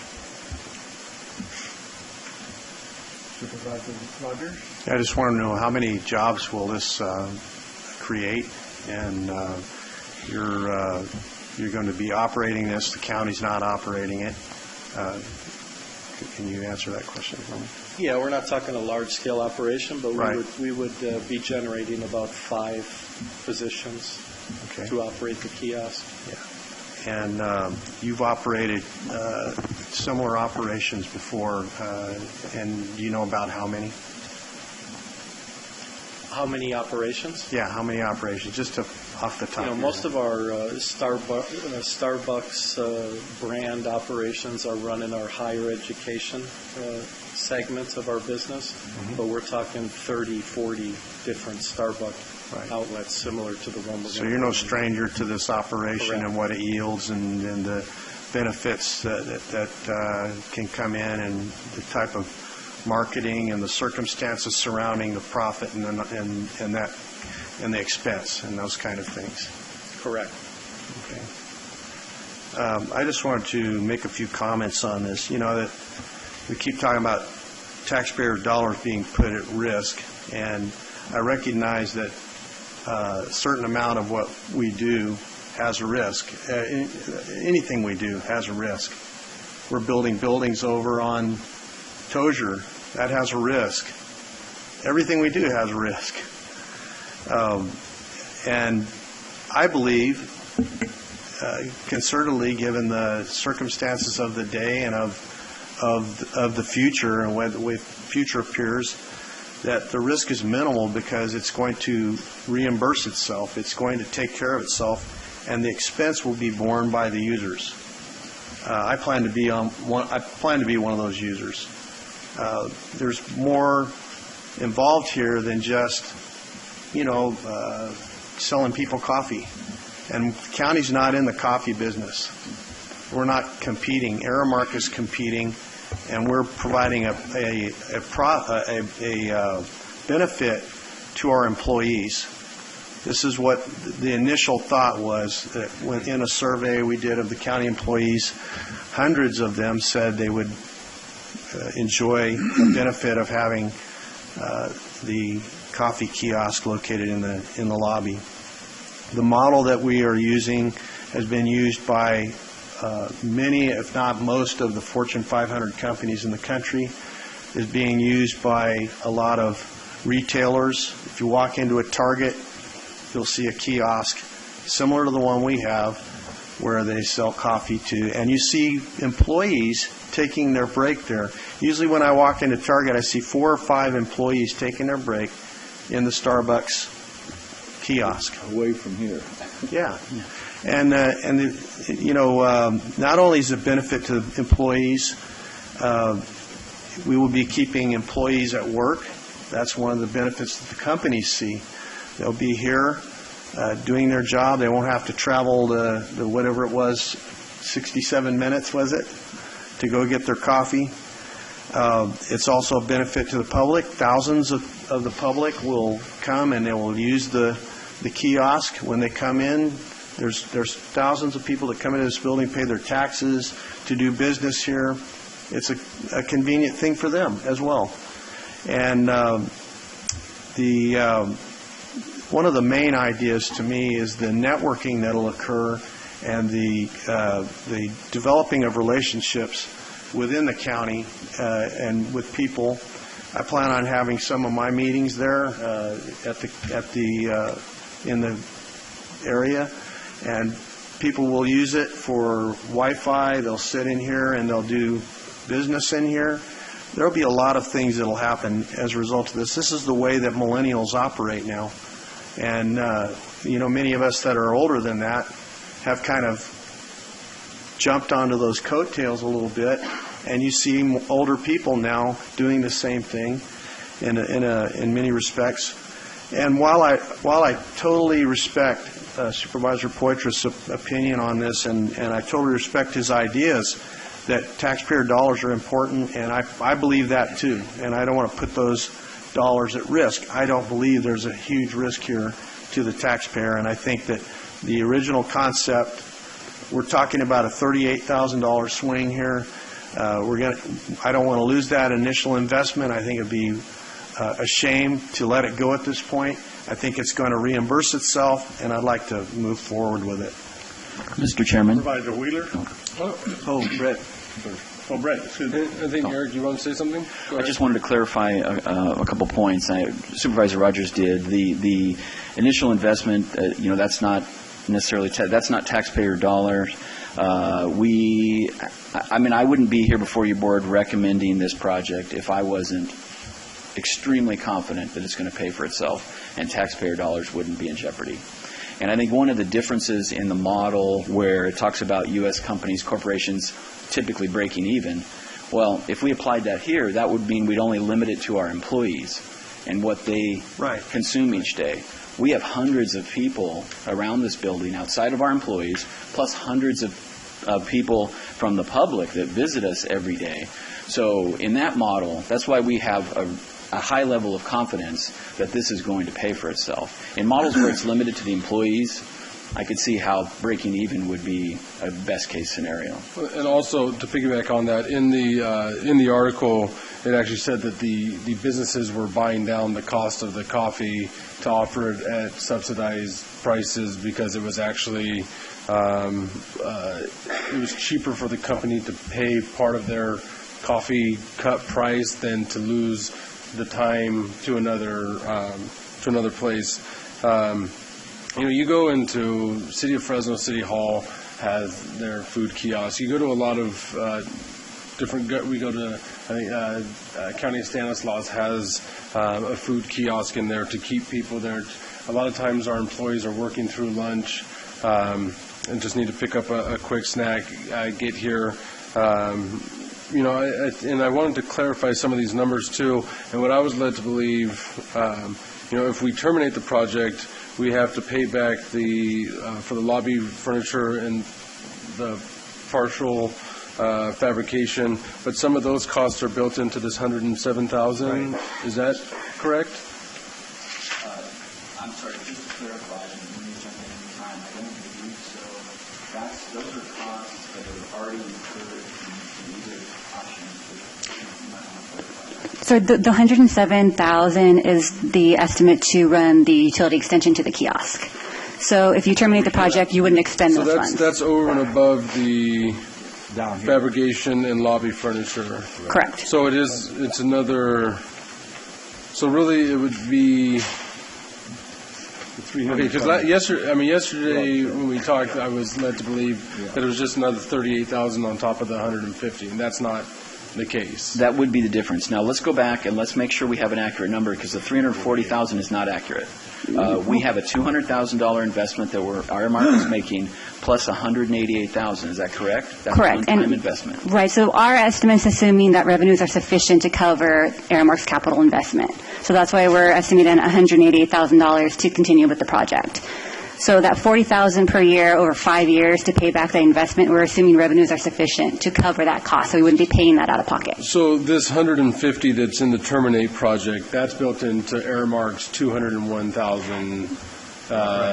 The $100,000 would be. We wouldn't have to pay out the full $200,000 because they haven't completed the fabrication of the kiosk. Right. They would get back that, but that's what is built into this, and we would have to then pay that back to them without the use of an ongoing revenue stream through coffee to pay that back. That would be putting, now that we're this far into it, that's putting the taxpayer more at risk. Now we're down this path. We've got a contract with a private entity. We have a public-private partnership.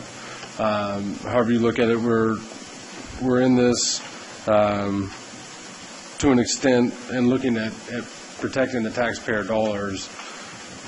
This is what we have to do to go forward, and then we can have a way to pay that back. Is that correct? That's accurate.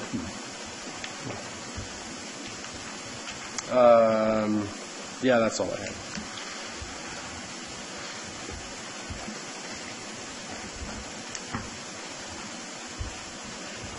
And then, I'm sorry, when we have the 5-year agreement with Aramark to pay them back.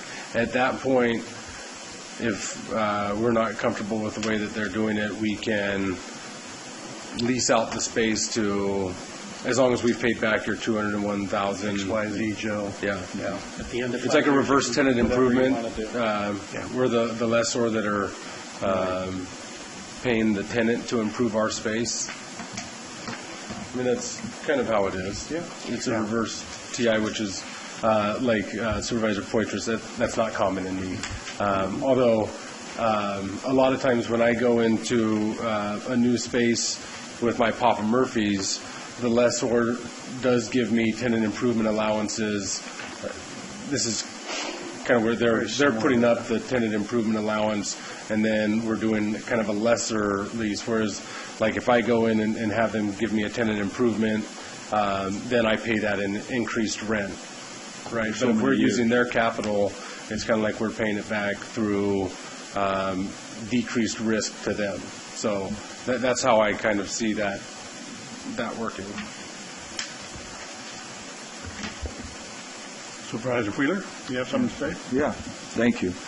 Haven't said nothing yet, see? So keep it going here.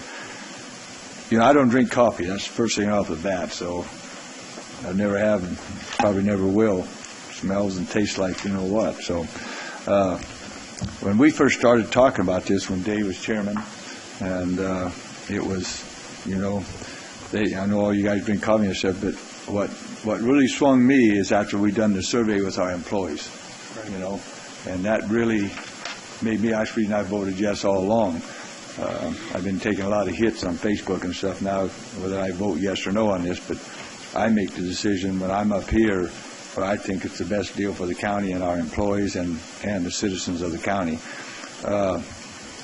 Over the years, since I've been on here, almost 12 years now, we've really used our tobacco dollars to a big benefit for our citizens in Madera County. I mean, and I can brag about this because there's no other county around us, because they always asking us how in the heck do we build so much stuff here and not out of our general fund. I mean, everybody's got new offices, and the time we get done as the social services over here, everybody have a new office in this county. So we do not blow money, we do not waste money, as far as I'm concerned. I'm very conservative. People don't think that, but I am. Not only our employees here, which is number one deal to make us look good, we got to have the best employees we can. We're only good as our employees under us, so you keep them happy. And I think we've kept our people really happy. Not when we had the recession, because we laid off and had furloughs. But we got the courts over here, we got the insurance companies, we got the city across over here, we got the library and these other little businesses. And I'll bet you they'll be happy, too, to not see their employees taking off. You know, I don't care who you are. When you say you're going to take your 20-minute break, ain't nobody uses a 20-minute unless you just go to the bathroom and come back. Because that don't work. That's a given. I don't care who it is, how it is, and what have you. And we're talking about government buildings. How many of you have been up to Sacramento to the Capitol? What they got there? Just think if all those employees went off someplace else to work or drink or eat, whatever they're going to do, that would be a disaster for those people up there. And we're no different than the capital, I don't think. We're the capital of Madera County. And I was really, man, I tell you, reading this again last night and reading all the stuff's been come out in the last couple, 3 days at me, and I've answered some of them. Some of them I don't, because I don't get no pissing match with these people who want to argue with me, so I just don't do that. So and this is going to be a hard decision, but after listening to this, I actually talked to Maria yesterday about it and got a whole page of background on this so that I could study that last night and make this tough decision. And I'm probably going to vote yes on this because I think that it's that important for our employees. We're not in here to be competitive with any other business. Never been that. But what's the best for our employees? And we're not risking, as far as I'm concerned, this company, I don't know how many billions you said. Millions is good enough for me. Billions over my head so far, I don't know what it is. This company's no slouch. They're not going to put up $201,000 and go broke tomorrow. They would never do that. So, anyway, that's my spiel on it. Supervisor Fortress. Thank you, Mr. Chairman. Just a few final comments. You know, I have a real heart for small business here in Madera. You know, friends of mine, people I bank, members of the Chamber of Commerce, Papa Murphy's Pizza. What a great organization. What a great organization. That's a Citizens Bank. Citizens Business Bank, Tico Hardware. We're also going to have a Papa Murphy's kiosk right out here. Fastway Market. I mean, there's so many great businesses, you know, here in town. And a lot of entrepreneurs. I know the city of Madera has been, you know, putting together a series of seminars for small business people, helping to develop business plans and think through processes and things of that sort. And I know that there's a number of those folks who would love to open up a coffee shop somewhere in the area downtown. I know it's been discussed, but this particular project is basically going to put all of those plans, probably just crush them. I mean, there's going to be no opportunity for these guys to compete against this particular kiosk. And what really bothers me is this is not a local business. We've heard that this is a $15 billion business headquartered, who knows where. It doesn't really matter. And great business, and it has a wonderful reputation. But it's really not helping out our local business community. And as a government entity, we are taking out the competition, the local competition. And I just, as a local elected, I just cannot do that. And second of all, was this opportunity at no risk given to any member of the Madera business community? Essentially, I'd love to sign up for this. I'll be the first one in line. I'd love to have a no-risk contract like this. I'll put up to $200,000 and move forward, and it's wonderful. But was any other business in Madera offered this opportunity? Instead, the first outfit we looked to was Aramark that, again, we looked at other things. Okay. Was there local businesses that were contacted? I don't know how they did it, but we go. I can clarify that, supervisors. Initially, when we started this, we kicked off our discussions with Starbucks and their local representative from the Valley. And it was brought to our attention at that point that a long-term contractor of ours already had the relationship. Once they decided that it wasn't feasible for them to do one of their own coffee shops here, they let us know that one of our existing long-term good contractors already had that relationship. So that's why we chose to go in that direction.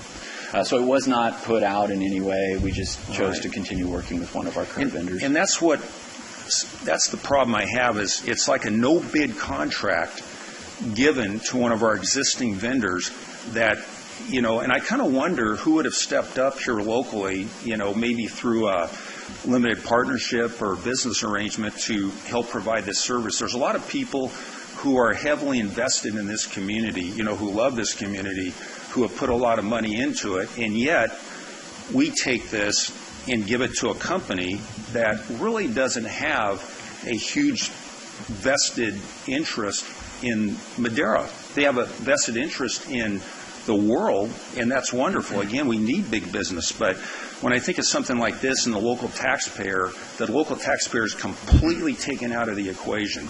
So what I would do, I think it's wonderful. Let's move forward with a kiosk, but can we take another look at this as far as bidding it out and giving our local Madera business community an opportunity to compete? Thank you.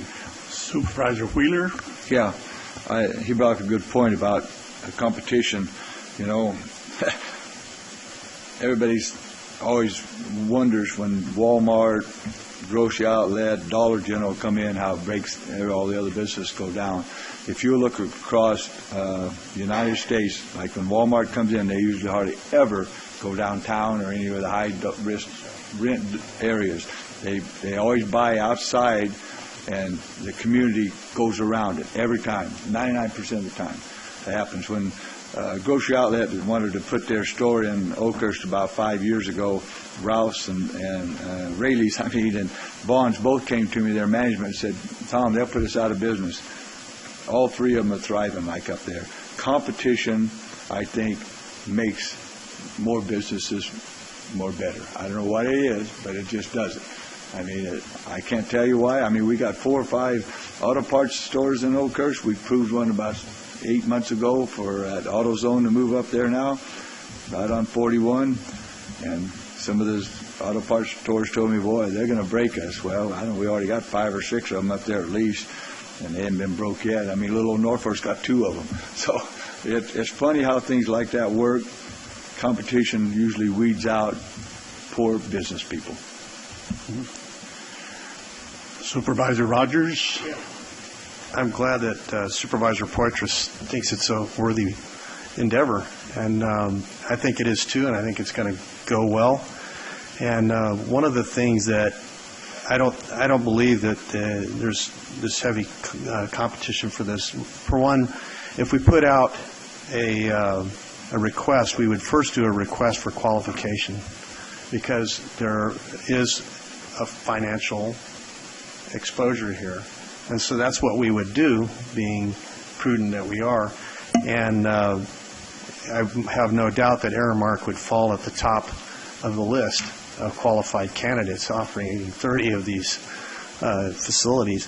If you drive around Madera County, most of the coffee businesses in Madera County are operated by Starbucks, who are not local. So competition is free market, and this is the way, this is part of life. And Aramark is in business already, and they're doing that, and they're providing a service here for us. And like I say, this is more for the employees than it is for profit. This is about providing for our employees something that they requested, something that they need, and I believe something that will benefit them and the county and our taxpayers in the future as well. So I think it's a good deal. Supervisor Poitras? No, it's me then. Excuse me. Red? You're next. So I want to, I really appreciate what Rob brought up, and God, I wish you were here 2 years ago to make some of these comments at the front end before we got down. I don't think we're down a bad path. I think we're down a good path with a good partner. I wish we would have done better before, and we didn't. We did good. We did okay. But we didn't do, I think we could have raised the bar here. I think we could have looked to some of the, at least tried to go out to the local business community, to the Chamber of Commerce, and see, is there someone that wants to take this over? Do they have the wherewithal to pay this $201,000, or where could they get that? Or how could we make that partnership? But are we going to be subsidizing somebody else?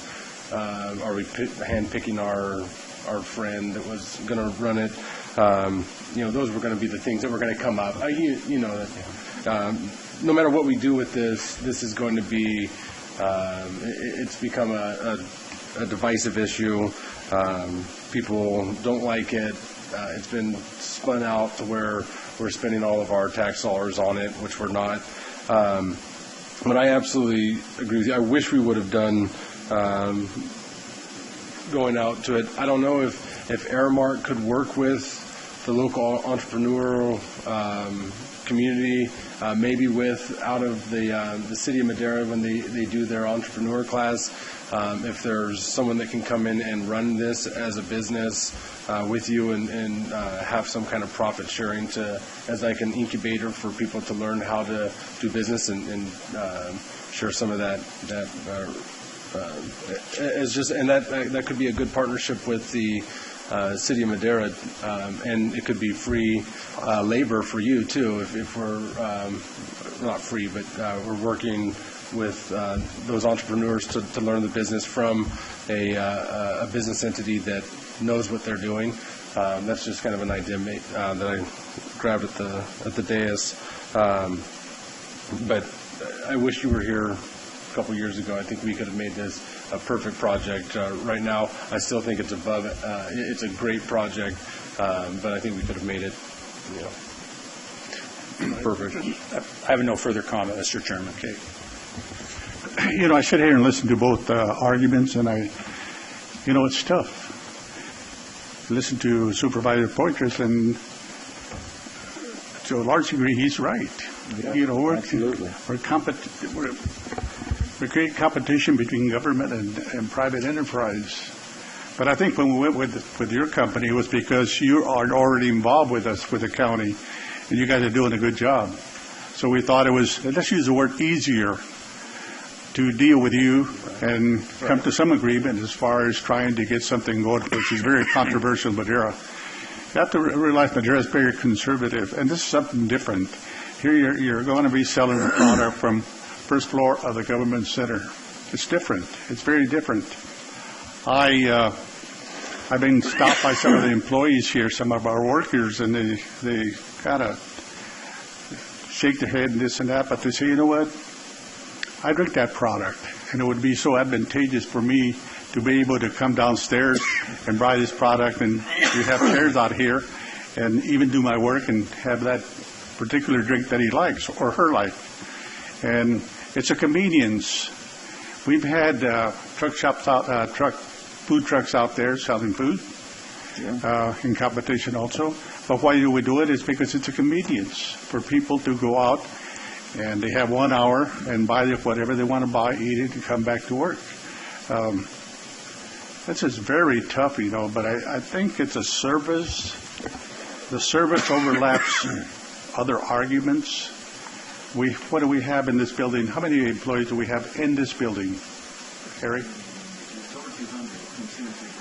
Yeah, and then we have at least probably half that amount across the street. Oh, maybe close to 200 across the street. We have businesses all around here. And so, I don't think we're in it to make millions. I think we're into it, had it pay itself with a little profit. But again, I use that word. It's a convenience for our employees. So I'll wait and see, but I think I'm leaning towards supporting this project. Take it to the public. Anybody else? Anybody wants to say anything? Let's take it to the public for comment.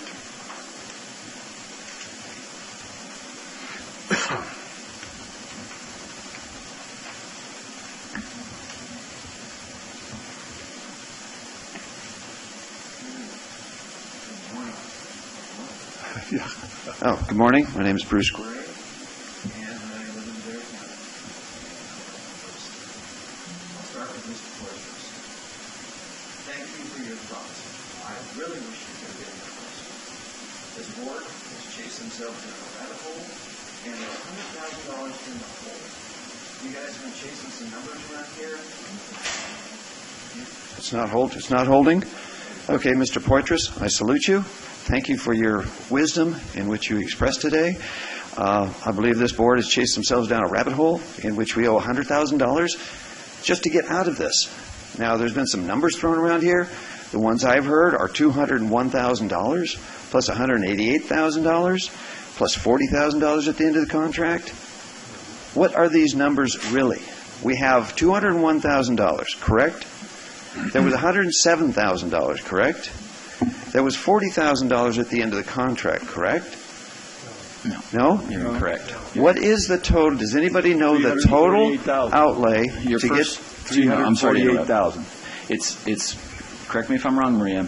This $201,000 plus the $188. That's your one-time cost. Correct. The $201,000 is Aramark's capital investment. The $40,000 we mentioned is to pay off Aramark's investment over 5 years. So that's the annual payment to Aramark to pay off their investment. We're assuming revenues are sufficient to cover that, so the county wouldn't have any out-of-pocket costs for Aramark's capital investment. The $188,000 is the county's cost for the utility design to run the utilities out to the kiosk, as well as construction of that extension. Okay, so that's $201,000 plus $188,000. So you're in it for $388,000. So your 200 people here can have coffee. Okay? What is incorrect, sir?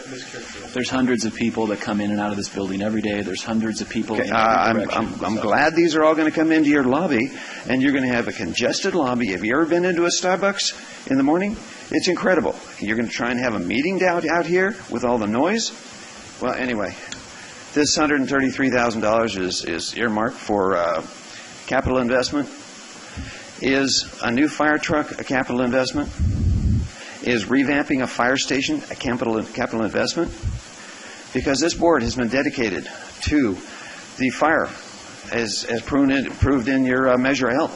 In the Measure L, it showed a survey of the board and showed no confidence in the board. And I personally have no confidence in this board also, because the amount of money you're spending so these people can have coffee, I just can't believe. I spent my whole life. I've had an hour lunch my whole life. I've made it. No problem. Do the people upstairs have coffee machines? There's no coffee in this building. Nobody here has coffee in their departments. Is that correct? I don't think so, but I don't know for sure. I just don't understand where your priorities have come from. I've talked with many people, and this is a joke to most people, and that's going to go a long way. Thank you.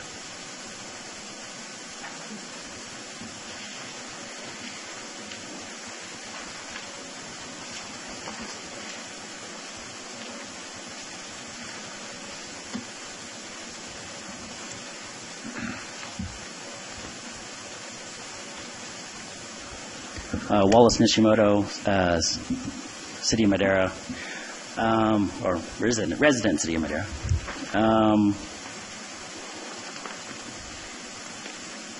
Thank you, Rob, for speaking for the business people of Madera.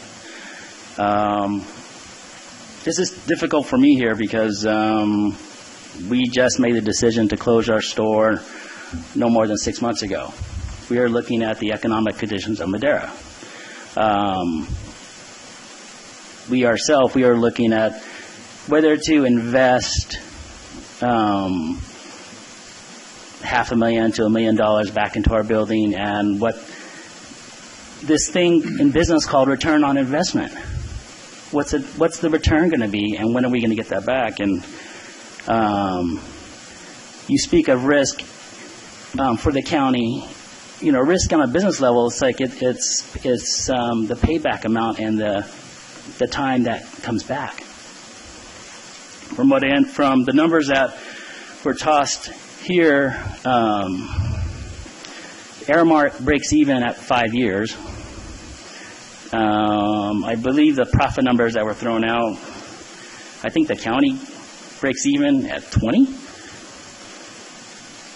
I got a nod. Year 20, the county breaks even.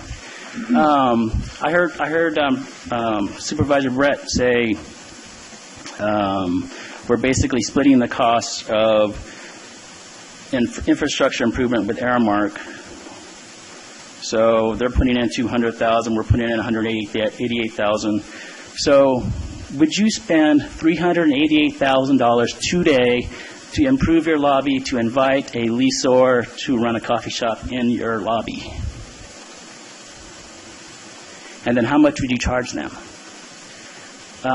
In today's discussion, after we pay back Aramark $200,000, I did not hear what Aramark's going to pay back the county in terms of a lease payment. Is that in the contract, sir? No, there's no lease payment. But I'm sorry, Brett, but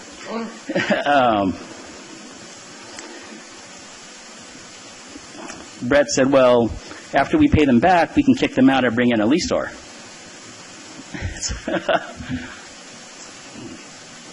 When the county, just business, the business gears are turning, and it's still coming up bankrupt as a business investment. When the county built this building,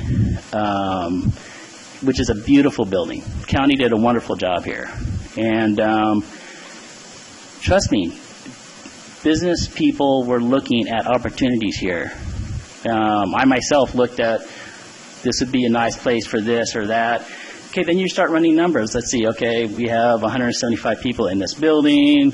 Okay, you get 15,000 people coming through twice a year.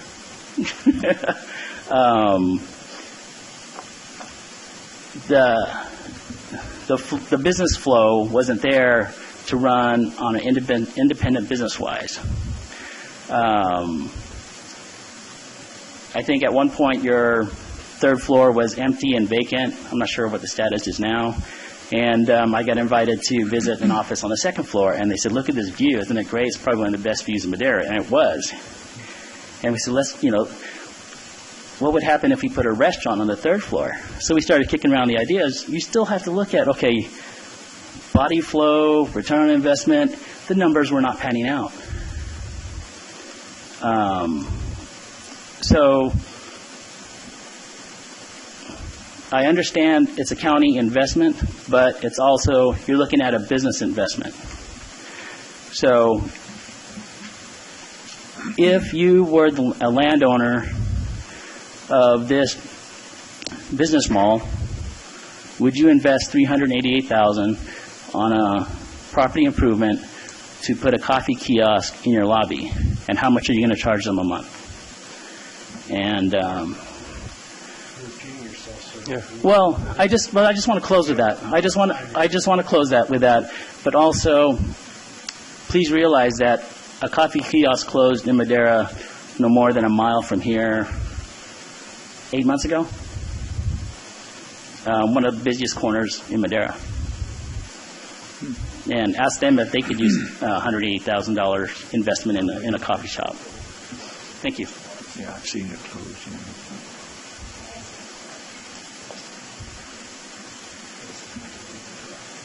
Okay. I'm Ruth Nishimoto.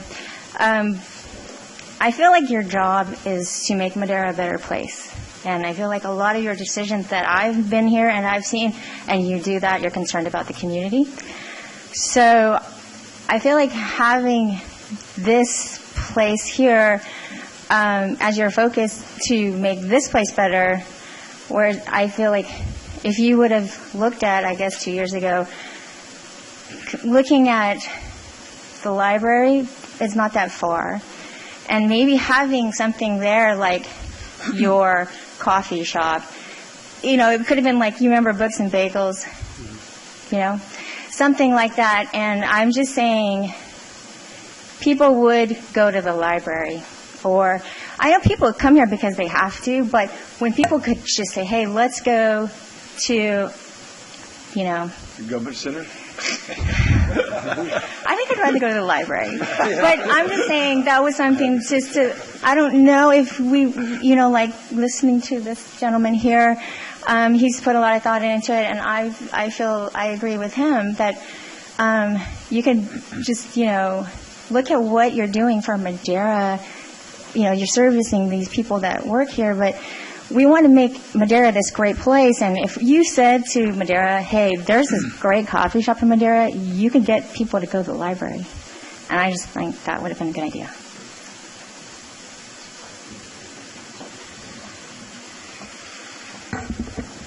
Anybody else from the public?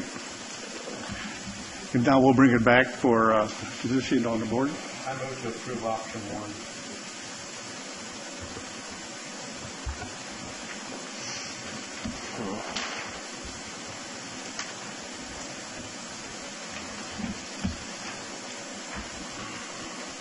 For the lack of a second, I make a motion to kill it. Kill the project? Yep. I'll second that.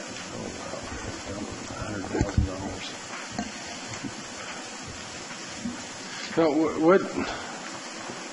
so if this gets killed, we pay Aramark back for the furniture, which we were going to need anyway. And part of the kiosk. Where do we go from here?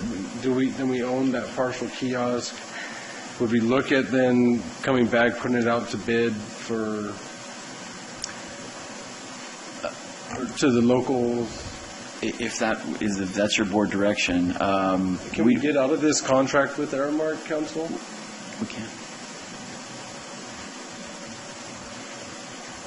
There's a termination provision. Let me look.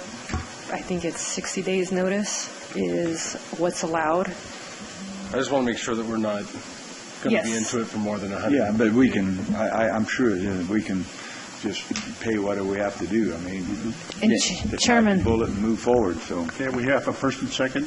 And Chairman, I'll clarify. We've asked, or staff has diligently asked Aramark to stop any other fabrication of the kiosk until it came back to the board. So I think the numbers here are an accurate reflection of the investment, and no further fabrication will be done. So that would be a better motion? Is that what you're saying? You bring it back to the board with a clause of how to close it out? Yeah, I think there would be needs to be a motion to terminate the contract. I'd have to look at the contract, but certainly we'd need board approval. I'll make of a that. motion, we bring it back to the next, I'll kill my first motion first. Cancel it. I support that. Okay. How many kills are we going to do tonight? Yeah, I'll make a motion to bring it back on the 27th to terminate the contract and see what kind of real dollars and stuff it's going to be. Bring it back to the board for consideration then. Well, I think we already have that information, don't we? We do. Yes, we do. And you can direct. Hold on. Maria? Correct. It's an estimate at this point, so Peter will need some time to go back to core concepts, that's doing the kiosk fabrication to firm those numbers. So we can bring that figure to you at a later board date as soon as Peter's able to validate that number. Okay. Is that okay, Council? Yeah. Yes. Do I made the motion? Will that work? I'm going to say, it looks like this is going to die. Why drag it out? Why make Aramark have to deal with more? Why make Maria withdraw my motion again to deal with this anymore? There's no point in I withdrew the motion again. The second one. Now the third one is going to be to just kill it. Take our losses, figure out what the dollars are, and you'll bring it to us on the next meeting, whatever it is, those dollar amounts, so we know, so the public knows, and we'll go from there. You have a second. Oh, you second it? Oh, I'll second. Oh, you've got a second. All right, call for the vote. Supervisor. I'd like to discuss real quick. I'm on the document. Go ahead. Yeah, I just want to say this was more for me about the employees. It's not necessarily about operating a business that makes a huge profit. It's about paying it off and the users pay for it. That's my whole idea and concept. So this has been distorted enough and distorted by people who don't really understand what's going on here. And the thing is that this is in every. You have one in City Hall at Fresno. You have them at the government building in Sacramento. You have them in other counties. You have them in businesses after business after business. It just would have been a benefit to the employee. And that what we're saying is that we don't really want to do that. That's fine. I don't care. I want to make it clear that I had no intention of spending taxpayers' dollars. This was going to pay for itself. Pay for itself. I'll say it again if I need to. Don't distort my words. This was going to be paid for by the user, not by the taxpayer. That's the bottom line for me. Thank you.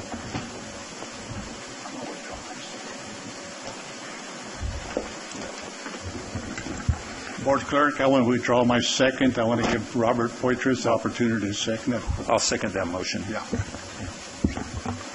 Okay, call for the vote. Supervisor Wheeler? Yes. Supervisor Poitras? Yes. Supervisor Rogers? Yes. Supervisor Frazier? Yes. Supervisor Rodriguez? Yes. Vote passes 5-0. Hey. Sorry, Peter. Shit happens, Win some, you lose some. Yeah, that's for sure. Number 8, pending legislation. Discuss, support, or oppose legislation presented by supervisors and/or staff. Max, can we take a break and get some water or something? A break? Yeah, just take a break. Yeah, let's take a 10-minute break. Let's just finish it.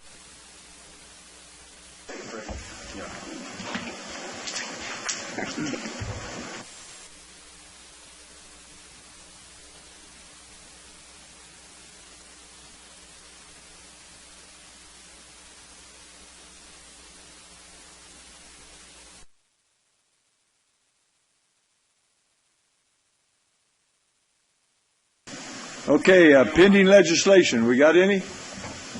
Not that I'm aware of, Mr. Chairman. Thank you. Got anybody? Moving on. Supervisor staff reports. Rob. I went to a CalCog meeting last Thursday and got some updates on transportation issues, and that's it. Good. David. I attended the JPA for San Joaquin Valley Water Infrastructure Authority.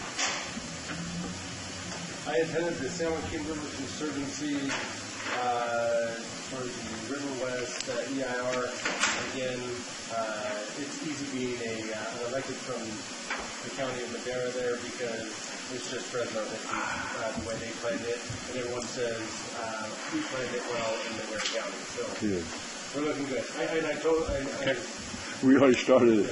So we already done penny election. We're on supervisor staff reports. My turn, and it's yours. I told them because all the people in Fresno are trying to stop, or not trying to stop, but want it in different places. City of Fresno is, and I said, hey, this is great. If you guys want to screw around, Madera County can have the only access to the river, and it's just one more thing that we have that you don't. You don't have. So I said, I love it. Let them try it. Yeah. So, but yeah, that was all I have. I went to the Sierra Nevada Conservancy board meeting, quarterly board meeting at Shaver Lake. They rotated all over the state, and we got to host it this time. So it was a great meeting, and learned a lot of stuff about what's happened all over the state on our tree mortality. We got $10 million to give out in grants this year. It's all got to be related to forest health, or forest, some way in the forest, not just forest health. But if you remember, I announced at Quebec in November, we got $2 $500,000 grants from them for Madera County and Mariposa, which the Yosemite Sequoia RC&D oversees, and we're a participant in that group. So, anyway, it's a great meeting. Anything with him? Your turn, Mac. Eric?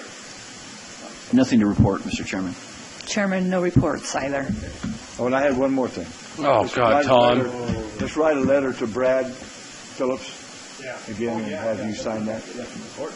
A great letter. Well, a good letter or what? Yeah. Okay. Well, tell you what. Just write him a letter, just A? Yeah.